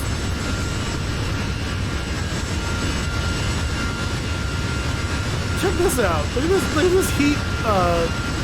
The heat changing the look of the engine as you get close to it. Isn't that kind of cool? Heat distortion. I think it's kind of a little weird right there.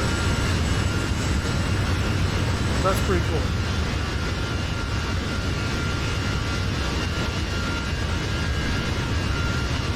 Sounds really nice. Yeah, those are the CFM engines. The IAE engines are coming in a later update, we're told. This is the FSX conversion to 320.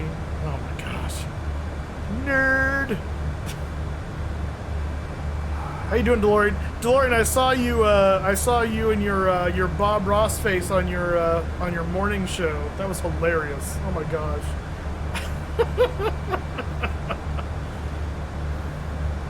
My favorite was when it cut over to the weather guy and he's like, "We got over here 100% chance of oh no."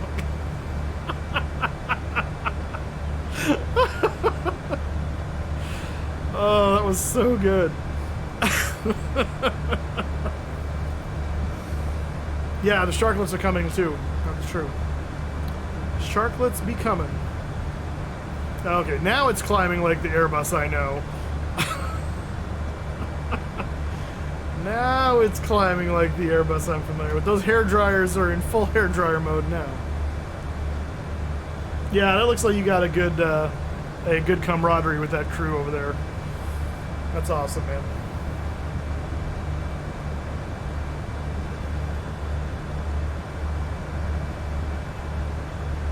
How did that come about though? Like, how did did you make that for your stream and then showed one of your colleagues and they're like, "Oh yeah, we're putting this up on the thing"?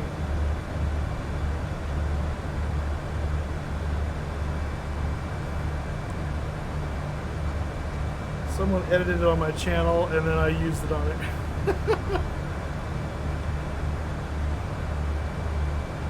That's amazing.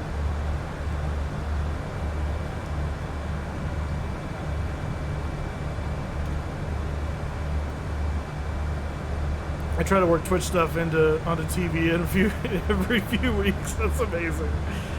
Oh, it's amazing.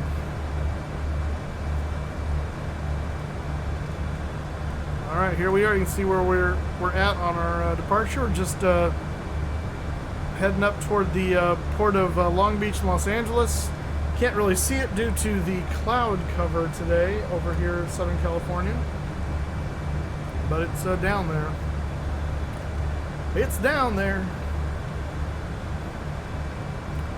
Somewhere down there. Beneath the clouds in the sky.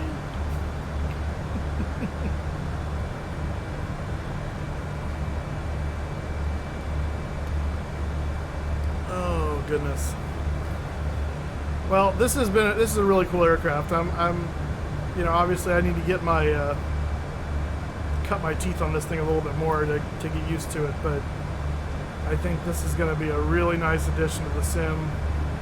We've got a really good MD-80. We've got a really good 737. We've got a really good Airbus.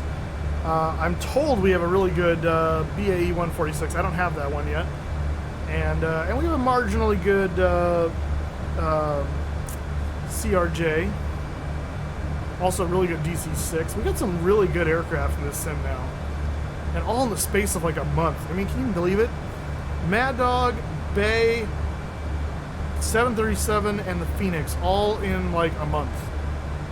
What a great month. Crappy regional jet. Well, you know, it is just a regional jet, but it doesn't do too bad.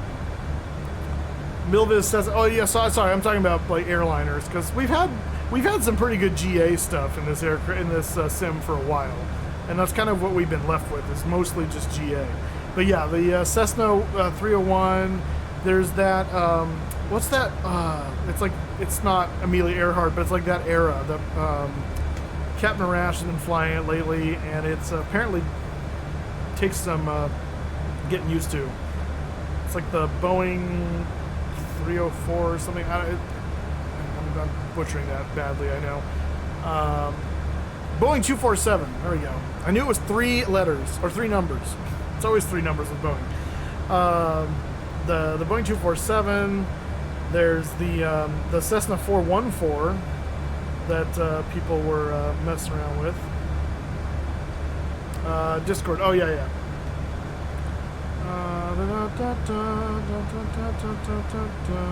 There we go. Discord's live. No, thank you, Moose. Welcome here. How are you? Oh, I am been entertained all morning trying to sort out the 320. Yeah, I did most of my sorting with it last night before I went to bed, and then flying it for the first time today. So. Yeah, I haven't gotten off the ground yet. As a matter of fact, I just have it on ground power. But you know, I do have to say the funny things when you're waiting for it to show up at the airport. The text. The down below. I know. I've stopped kind of paying attention to those, and then I was waiting for it to load, and I was doing something else. I glanced over it, and I caught the one that said, "Did you know that the Airbus is derived from the words air and bus?" And I went, "Wait, seriously? That's what they put up?" And then the next thing was like, "Sometimes it'll cut off, and it just cuts on." Oh, dude, they edited these and they made it all funny. This is hilarious. There are 1,000 people flying. Yeah, it's over 1,000 people at any one time. You think? I was like, okay, now this is my airplane. Yep. Yeah, well done to Phoenix on that. That was very clever. What yoke setup are you using? So I'm using the Boeing yoke still for this. How'd you set up the thrust reversers? So I'm using the Bravo for the thrust reversers, and so what I did is, according to their manual, if you're using a switch, are you using the TCAs for your thrust? Yeah. Okay. It's a switch on that too, right? It's not an axis for your thrust. Mm-hmm. Okay. So they say to put when you engage your reversers, you should set that in your Microsoft setting as hold reverse thrust. And if you do that, then it acts like X-plane, where once you engage it, then you push the throttles back up, and you have the reverse range in your normal throttle. Mm-hmm. So. Yeah, the documentation for this is marginal. Yeah, I haven't really looked at the documentation. I did they had like a quick start guide on their Discord that I looked through, and then they had they had a page that it took you to for the configuration setup for your controls, and so I was reading through that. Yeah, So- the document itself is like 14 pages. Oh gosh, that's not much. You had better know the Airbus before you jump on this thing. Yeah. But I got my my gray guide yesterday. Actually, got 10 of them, I think, or whatever it is. And his A320 guide is probably 2 inches thick. Now, you said gray guide? What is that? No, Mike Ray. Oh, Ray. Yeah. Okay, gotcha. Yeah, I have we the... met him in Vegas. Yes.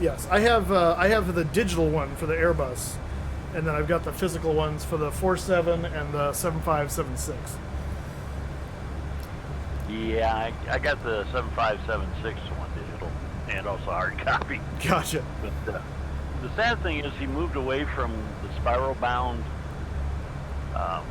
books to regular binding books. Oh, yeah, the spiral bound is so much better. Oh, yes.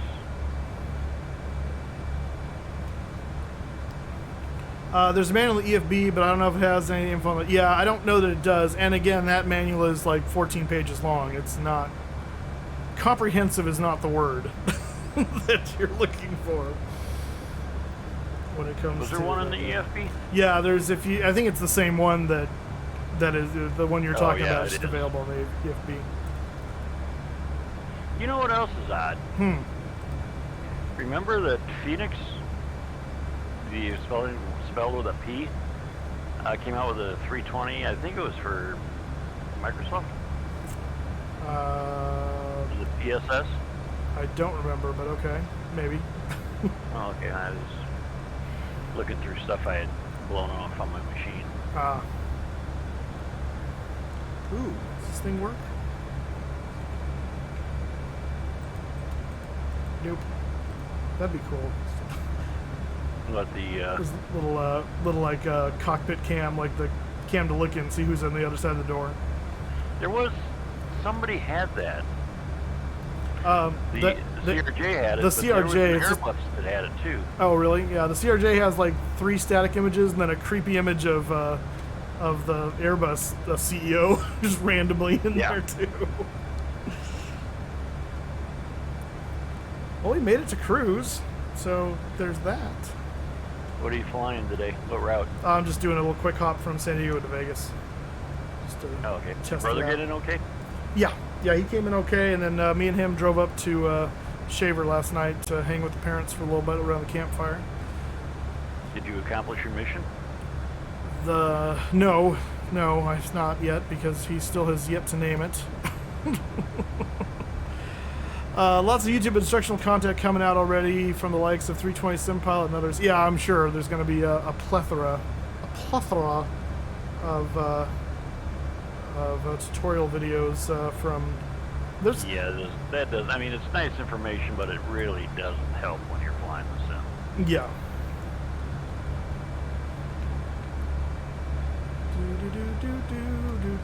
Yeah, Mike Ray has the first 2 pages of abbreviations used by Airbus. It's massive. I would imagine. Airbus has their own language. Sure do. Know what we're flying tonight? I do not yet.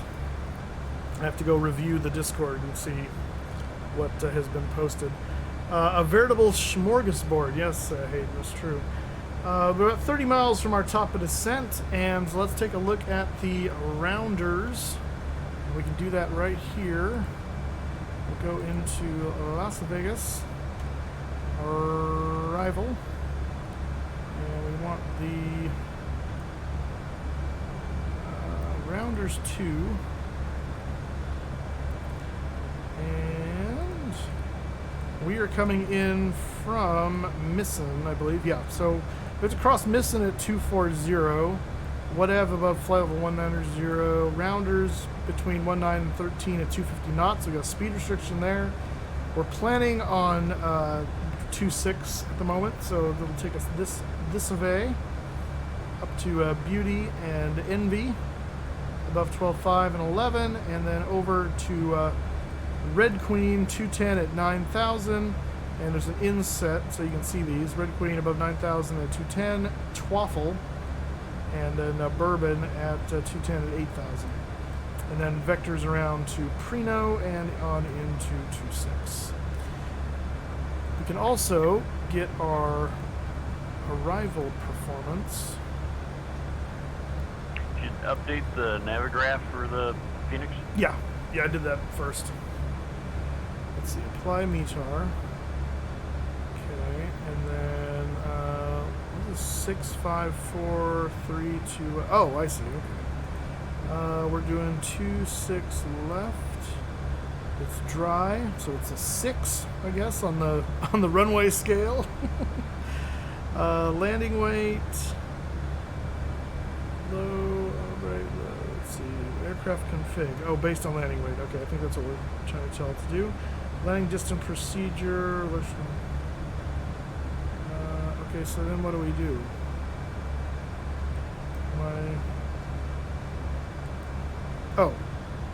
Oh, I need to put my landing weight in. That would help. Let's see. According to the flight plan, we're expecting 135392.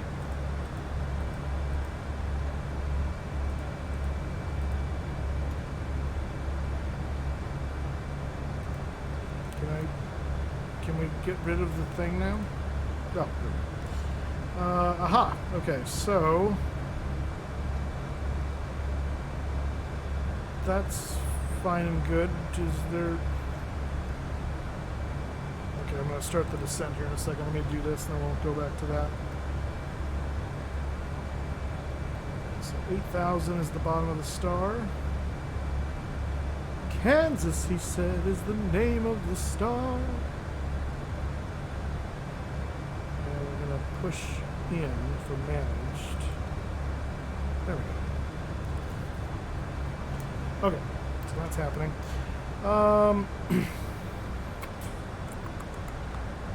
Trying to think what it wants us to. Flap full. I guess we're just saying flap full. Oh, I see. This is telling. Okay. I see how it's going now. Okay. Auto throttle on. Idle, no reverse. Max reverse. Doesn't change much. Low auto brake. Medium auto brake. Max man. Holy crap. Really? 3,000 feet. Alright, we'll stick with the low auto brake. No reason to. Auto lands are interesting. Manual is. Okay. So I go flap full, low auto brake, and max reverse. So low auto brake there. And do we need to? Oh, we got to enter destination data. That's right. So we go to perf, next phase. And what was the METAR? 2974.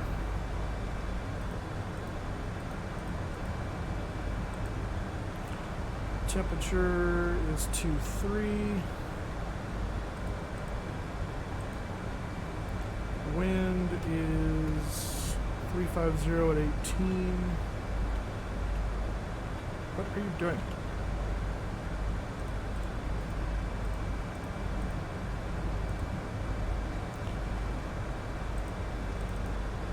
Say 200 radio. Alright, there we go. VLS is 131 for full, and V approach 136. Okay.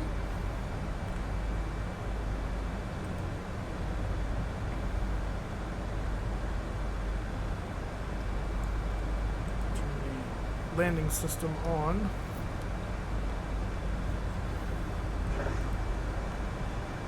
Sky Command, I'm loving it so far. Dave Rendon, hello. How is this beautiful plane to fly so far? Oh, it's fantastic.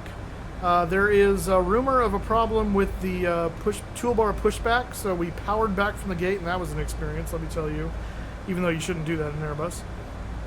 But I had no other way to get away from the gate since I didn't remove the mod, so I didn't want to risk a CTD during a first look, so I just played it safe. So I don't know if it will work or not. Shift P didn't do anything for me. I think because toolbar pushback's in there. So I'm gonna off stream. I'm gonna try it and see if it gives me problems. But I didn't want to do it on stream. By the way, good afternoon, David. Oh. Anyone use Overkill's guides to various aircraft? He's a YouTuber and also does relatable training manuals. Yeah, I've watched some of his stuff. I usually watch a plethora of people, so. Well, it has its own pushback, but only if you take out the toolbar pushback from your community folder, because their pushback just calls the other pushback up if you have it. So, learning that after the fact didn't really help me. What is it? You know what? you know what else was interesting about this release was the number of liveries. Yeah, they have quite a few. They got like 12 pages worth of them. Yeah, it was quite extensive. However, some key ones were missing. Yes, there are some key ones that are missing. No JetBlue and no United. Yeah, I was surprised by that. But they had 3 or 4 Northwest. Yeah. They had, well, it was interesting too. They had the 93 Northwest and like the 2006 Northwest, and I didn't notice a difference between the two. Like in the, I was looking at that too. I was like, what's the difference?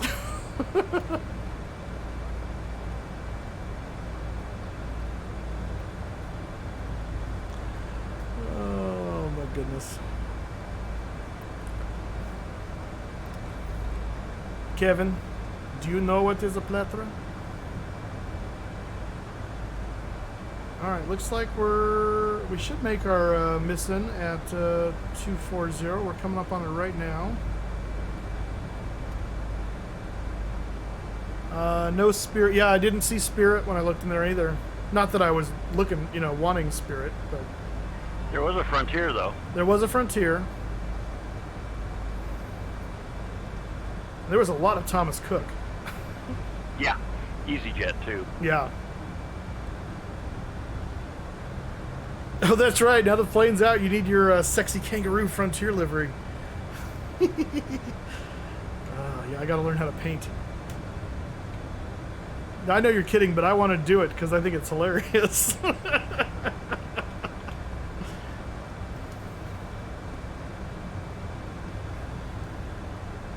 you read that Vadson letter? Yeah.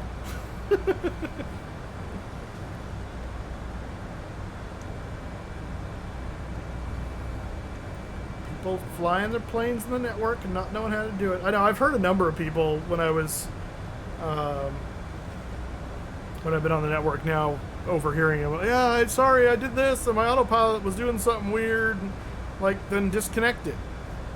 Fly the plane yourself. Don't let it fly you. But that's a big ask in today's sim culture for some people.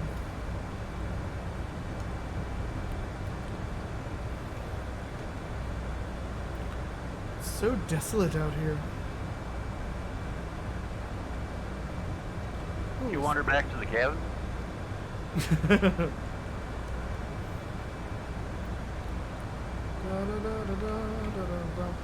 You got my text, right, Captain Tim, about that last weekend in June? Yeah. I gotta clear something on my schedule now because I thought it was the 11th. Got it. Is that Baker down there? What is that?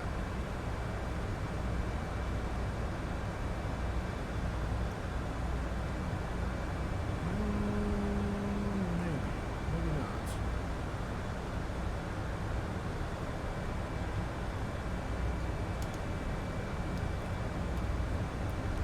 Yeah, it's interesting. B-dubs, what do you mean fly? Right? Nobody knows how to fly these things. But I pushed the button and it didn't go. Well, then you make it go. Are you the captain or are you the stewardess? Gives a whole new meaning to pilot monitoring. Right? I was monitoring it right into the ground. I don't know what happened. You pick a city pair for tonight? No, not yet. I gotta look at the Discord and make some decisions. Have you bought your UK flights yet? Bought my UK flights? What?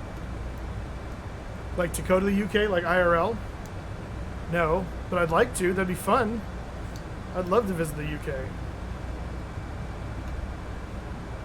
I've always wanted to visit the UK.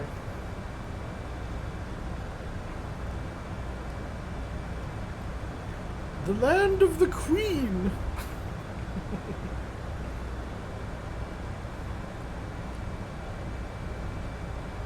It's okay.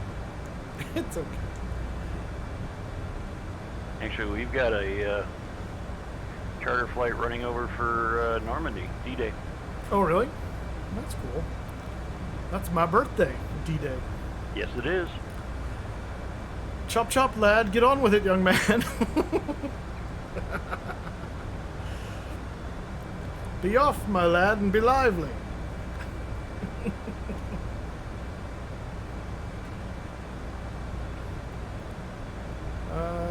Let's see. Okay, 20,000 feet.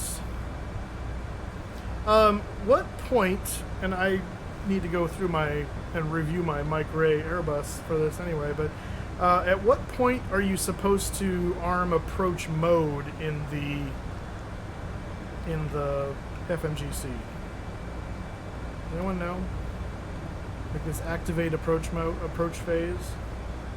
Should I do that at top of descent, or should that happen like when I'm like about to enter the localizer? Yeah, let me go grab the manual, take a look. All right.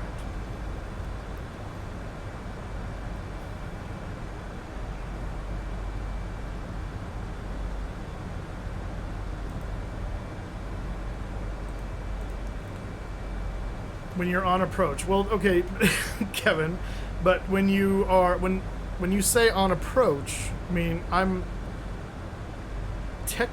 approaching the airport now. Okay, so you're talking about the initial approach fix? That's where I should be arming approach mode, approach phase.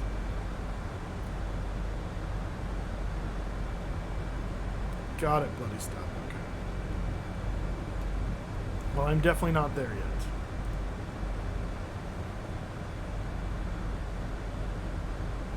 Does the star have that, or is that on the approach plate? I feel like that's on the approach plate, but I could be wrong. Let's go consult the charts. The initial approach fix would be on the approach, not on the star. See, that's what I thought. Because a lot of times the star will jump off to a point, a waypoint, and then you have vectors to the initial approach, approach fix. So we're doing 2-6 left. That's RNAV. Where's the... Let's see what we do. Aha! Preno is the IAF. Right there. Okay. Good to know.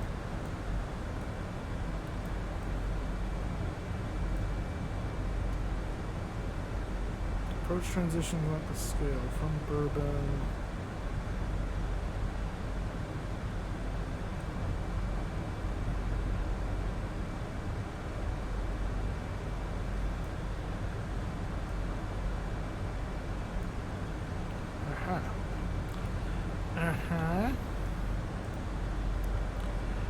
Bilbo Swaggins, how you doing? I always do it once I catch the localizer, but not sure if that's right. Yeah, it sounds like you should do, I mean, you could catch the localizer at that point, at least on this one. The initial approach fix is right on the localizer. I feel like I've seen some where they are not on the I mean, obviously there's some places where you are running an approach that doesn't have a localizer, so that wouldn't apply there, but you still have initial approach fix. So you're flying to start the star. You mean start the approach? Because we started the star at missing. The star is long. The star is long, but I'm flying on. 7-4, I believe, was the 7-9 maybe. Did it do that because I did the No, it's 7.4. I was right. I'm smarter.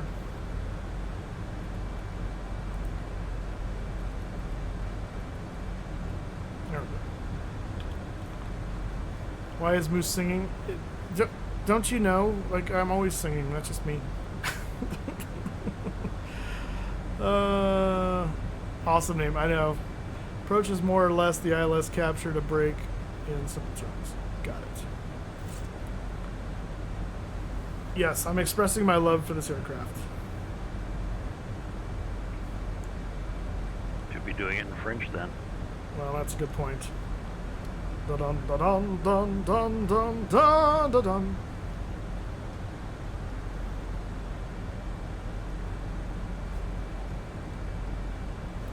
There's Vegas.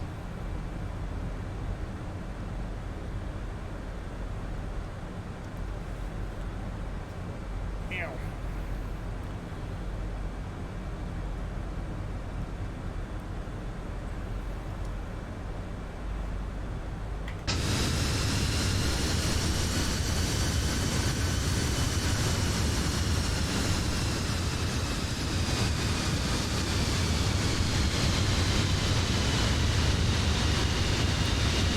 Phoenix is very good. Phoenix is very good. Ooh, I like this strobe. Check this out. That's fancy.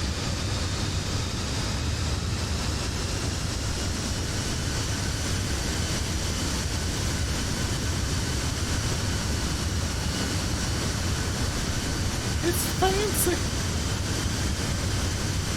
It does have a nice cabin. What it does not have, though, is any fixed views. So there's no like stock window views or anything. So I'm gonna have to build some myself, which is unfortunate. But the cabin is nice. You can walk through it easily and.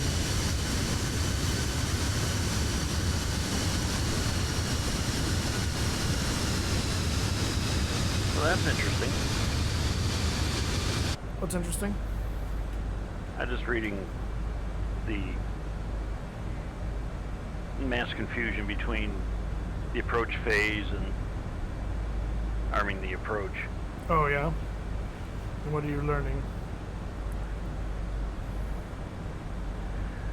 On the ILS, do not arm the ILS approach mode above 8,000 feet. If you do, the autopilot and flight director will disconnect. Oh! Well, that's good to know.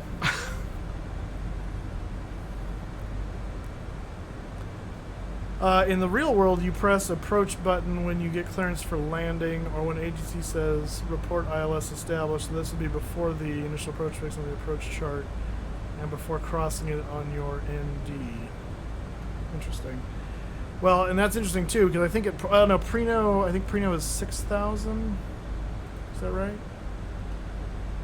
Actually, here it says on approach nav approach, arm the approach mode when at the final approach fix altitude. Oh, final approach fix. That's here. That's 3,800. Yeah, because the Prino would be problematic because it's at 8,000 if it's going to disconnect my autopilot. That's interesting. On a CDAP, you don't use it at all. Yeah. Just use the track.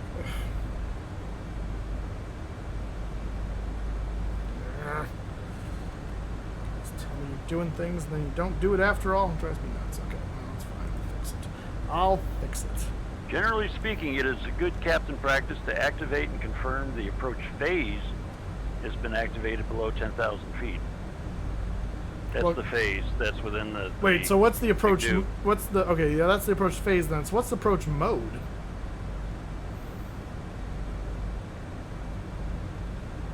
There's a mode and a phase.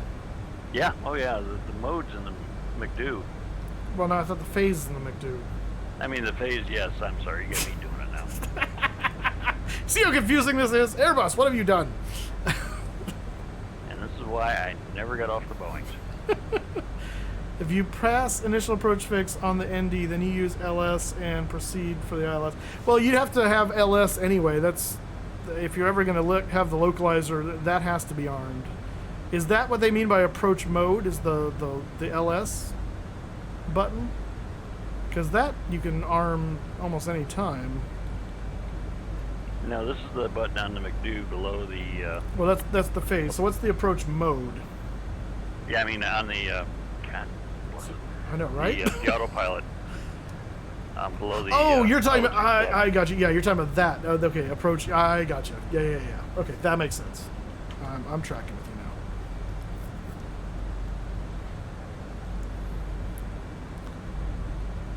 now. The reason is because it was a nice airport that was fairly close to San Diego. Just wanted to do a quick little hop in this thing to test it. Plus, we're familiar with the ILSs. Yeah. And Cargo Fire, how you doing, my friend? Welcome here. Have you picked up the Fenix yet?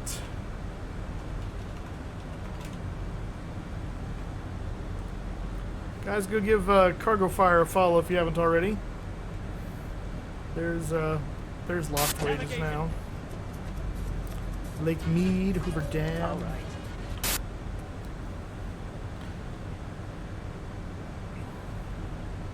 And no, Kevin, we're not there yet. Although we kind of are. It's right there. We're close. Yeah, got Phoenixed.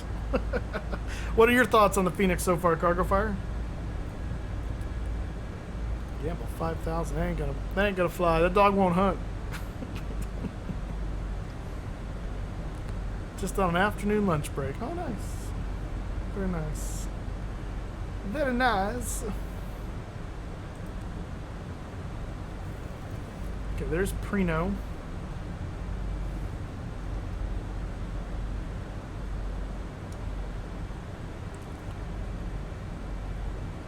I agree, Cargo Fire. It does seem to be a very fine simulation for MSFS.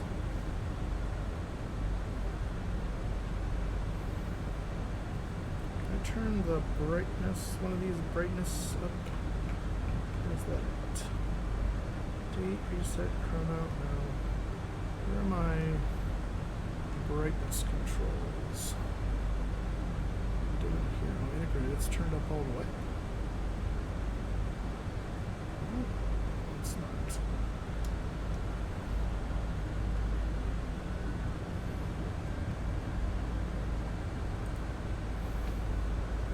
Worth having two independent McDo's. I just like having an airplane that has, you know, correctly simulated LNAV, VNAV, and a whole bunch of system failure stuff. And not that I'm running failures on right now because I'm just trying to make sure I know how to use the airplane. But eventually. Have you tried a SID that, or a star that has crossing restrictions? Yeah, and in fact, this one has had them, and it's been meeting them pretty well. Okay, I was just thinking. I'd ask that. Yeah, no, the Rounders 2 has a number of crossing restrictions, and from what I've been able to tell, it's been hitting them all, including the speed restrictions, so that's good.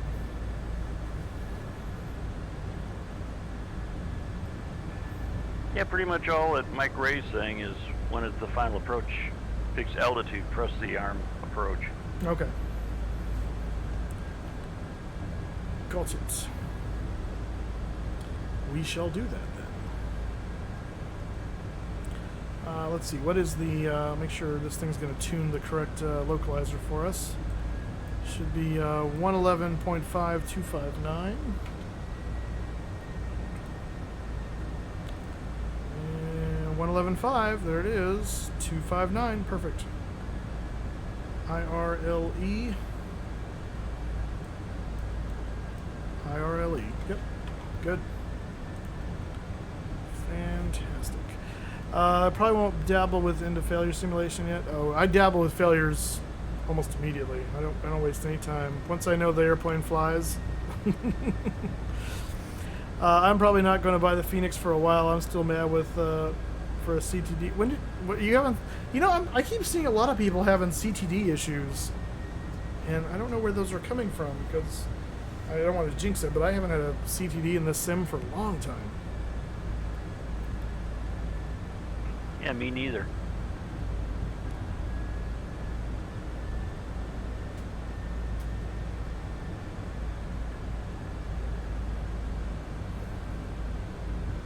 Yeah, I saw that, Kevin. Restrange. Let's see his, where is Hoover? We're flying right over the top of it.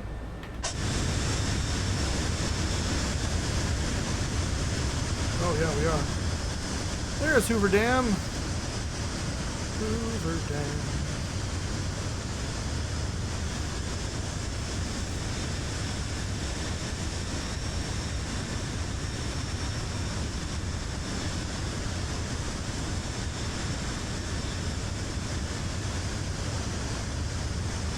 I don't think Lake Mead's that full at the moment,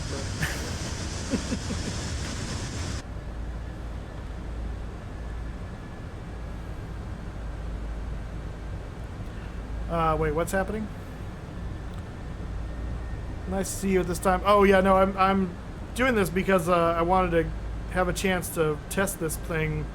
I'm not going to fly it for FNO tonight. I'm going to be in the 737, but and I would have streamed it yesterday, but I was with family yesterday, so I wanted to get a first look stream in. So we're doing a bonus stream, and then tomorrow evening I'll be streaming probably this in the sim for an actual like flight. Hey Chris, how you doing? Flew 737 from Anchorage to the SNA. Within the first minute of taxiing out toward the runway, had a CT in the 3 minutes top of descent. Oh, dang. Okay, so we're past Preno now. We can go ahead and... don't do that. We can go ahead and maneuver ourselves around.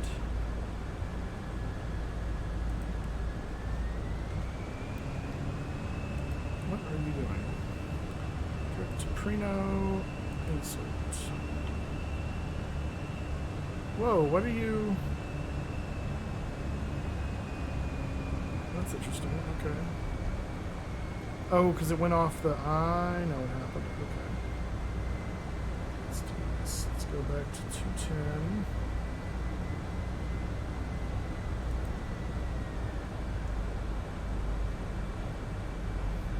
We have Goofy Butt.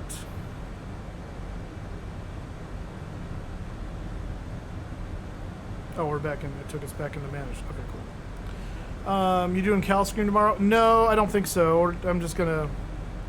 I didn't realize Cal Stream was going tomorrow. So, because normally I don't fly Saturday nights, and but because I've got I have an event at the church. I have a memorial service I got to do. So that took my ability to stream in the morning. So. I've done Cal Scream in the past. It's always been a fun event, but we'll get the busy. Well, I mean, it probably won't be that busy because it's a Light Up America event. But so I just took my argument right out the window, didn't it? Chris, I am loving the Fenix so far. It is a very, very nice simulation.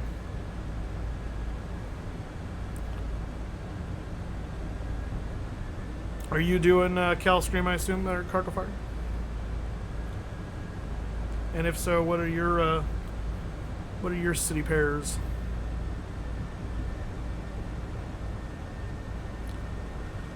All right, so we got Preno at 8,000,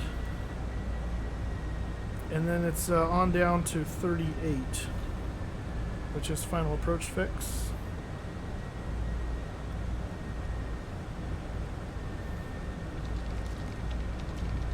You know, they say if you can't say anything nice, don't say anything at all. I'm sorry. Yeah, keep going. I don't know where that came from. Go ahead. Ah. Oh, I think there's a K in Knucklehead. There we go. Gamer Boy Week, thank you for the follow. Welcome aboard. The internet is a completely And different Chris culture, coming isn't in it? with a You said it. 18-month Everything here resubscribe. is Thank immediately you. followed by sarcastic comments and nasty responses. Yep. You We're put an finally image on where Discord? we belong. An image on Discord. What is that? Culprit of your recent CTDs? What is that?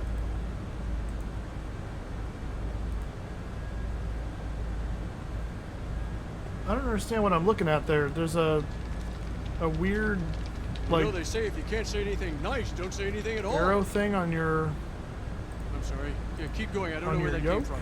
Go ahead. Like, what is that? I Fire think and there's a Blood K 22, in the thank you for the follow. Welcome here. Alright, there's Preno. We're going to reactivate that so it goes on down. And I think now if we do that... Nope, that was bad. Don't do that. Never mind. Bad.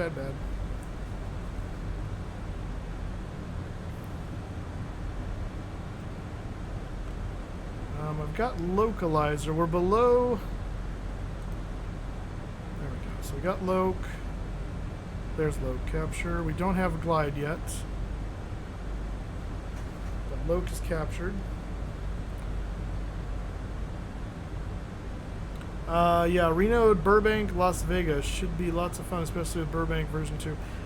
So yeah, I was watching Sim Caesar's review of the Burbank scenery. It was not looking that impressive, unfortunately. Fire and Blood, we're flying in Las Vegas. This was our first little look at the A320. Did a quick flight from San Diego over to here, and then I'll be live again tonight around 4:30 or so for the F&O in the 737. And we'll do another proper flight in this aircraft on Saturday night. Welcome back, John R. Just in time for landing. That's my mouse. When I left click with that on my mouse, crashed the sim. Oh, interesting. That's weird. Well, don't use your left button. Yeah, I guess not. Let's go flap 1. Gotta explain all this stuff to David. Okay, there we go. We've got loc and glide slope capture now. What happens if I do this again? There we go. Now it's better. Back in the managed mode on the speed. And we should be able to go... What's the missed approach altitude? Is 6,000.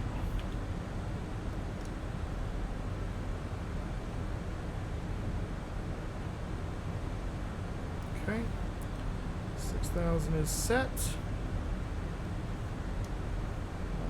Landing lights.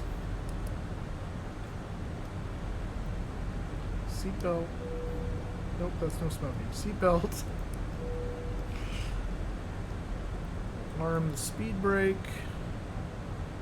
Once we get below 200 there, we'll go to flaps 2. And we'll drop the gear.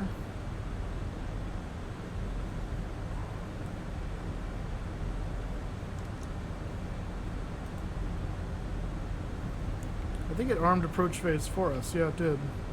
So I wonder if it goes into...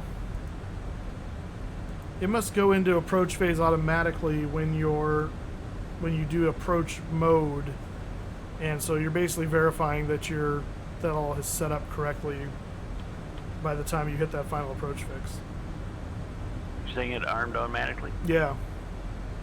And I think it did. I think it did so because I went into approach mode and captured the glide slope and localizer. Oh, okay. Quick question: why can't I see the diamond on the PFD if localizer was captured? The diamond on the PFD. You talking about this guy here? This diamond? That's the localizer. That's the glide slope. They're both there.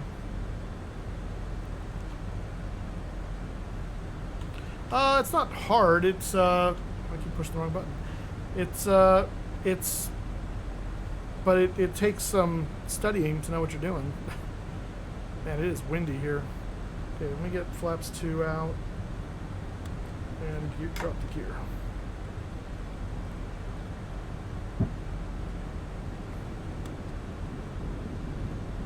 Yeah, make sure you have that LS button. If you don't have that, you won't get your localizer glide slope stuff. Gotta make sure you have that. Alright, there's the gear out. Below 180, I think I can go flaps 3.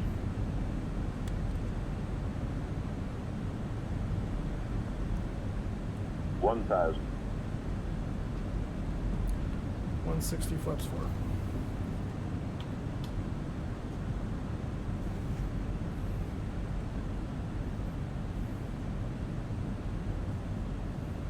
You still coupled, or are you flying this manually? No, I'm coupled. I'm trying to get it out of coupled now. There we go. Now we're not. Switch yourself. 500.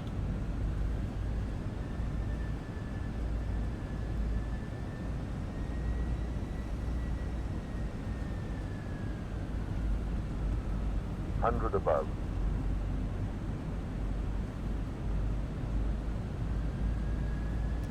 Ballooning. Minimum. Link rate. It's windy. 100. 50. 40. 30. 20. Retard.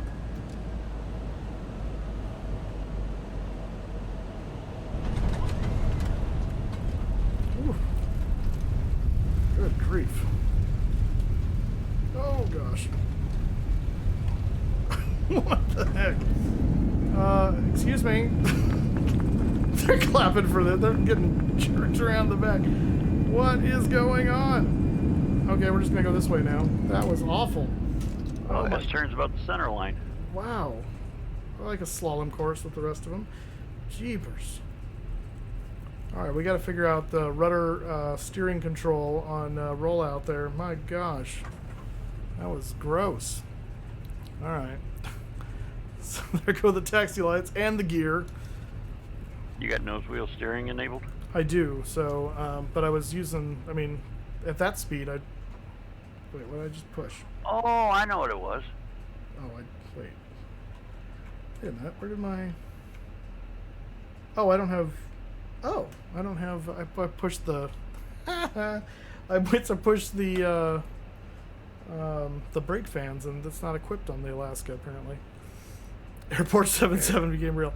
So what did you say? You know what it was? Inquiring Moose wants to know. And you stopped on a runway? Well, that's because I pushed the auto brake max button, and I thought it was the non-existent auto brake fan, or the brake fan button.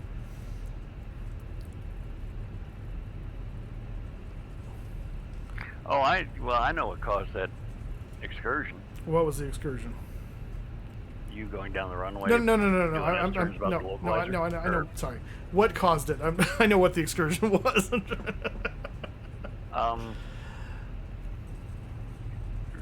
You ever watch the videos where the Airbuses land with the nose gear cocked 90 degrees? Oh. Yes, I have. You have. There you go. It's probably, yeah, we can blame it on that. Stupid Airbus that's 90-degree nose wheel. John R. says John R. has effectively diagnosed the fact that it is an Airbus, and that's why. Yeah, they named it because it's like air and bus. That's right.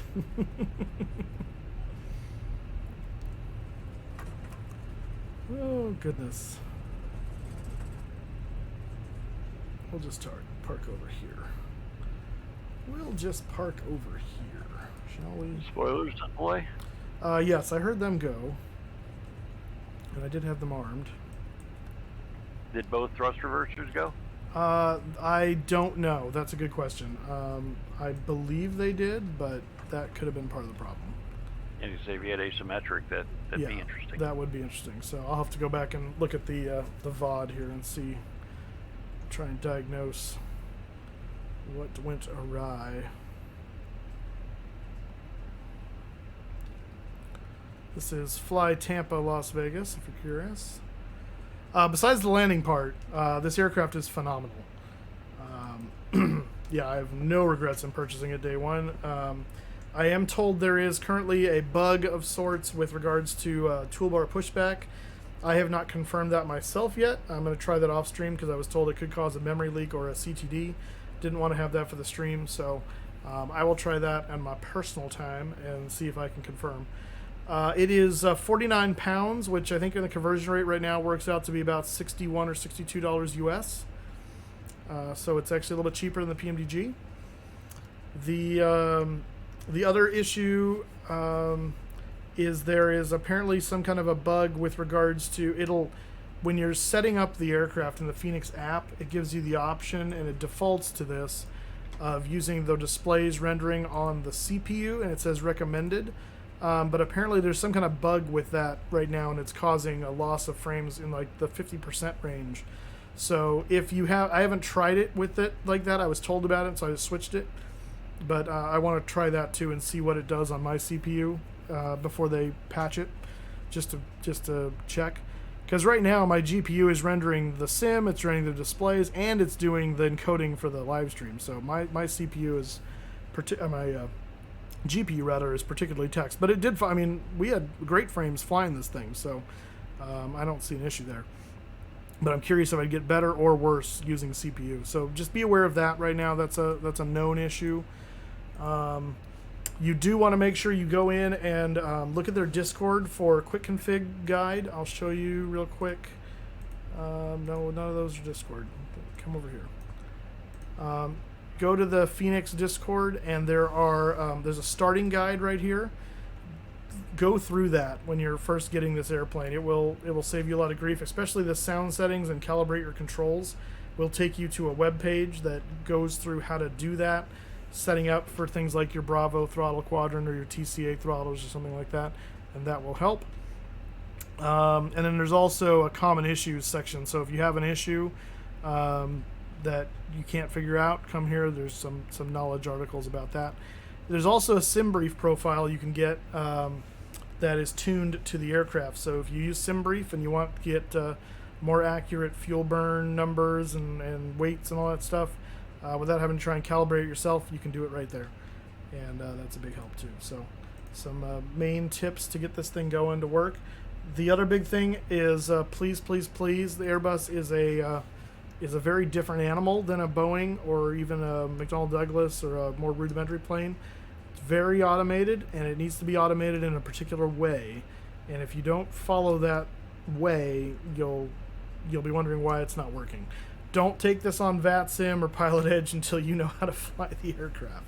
I beg of you. So which one do you prefer, the 737 or the Airbus? At this point, I'm still preferring the 737, only because I always lean toward the Boeing anyway, because they're a little bit more hands-on. I do love the amount of detail and the system integration in a bus that are cool, but my heart is usually stayed on Boeing. So. But it's a great sim. I have no regrets in purchasing it. I'm looking forward to doing many more flights in this aircraft. Gonna be streaming it tomorrow evening for a flight, and hopefully we'll have a better landing, because that was atrocious. Gotta go annoy DeLorean with ghost hunting. I think I'm invited. See you tonight. Okay, yeah, we'll be back on around 4:30 tonight for the FNO.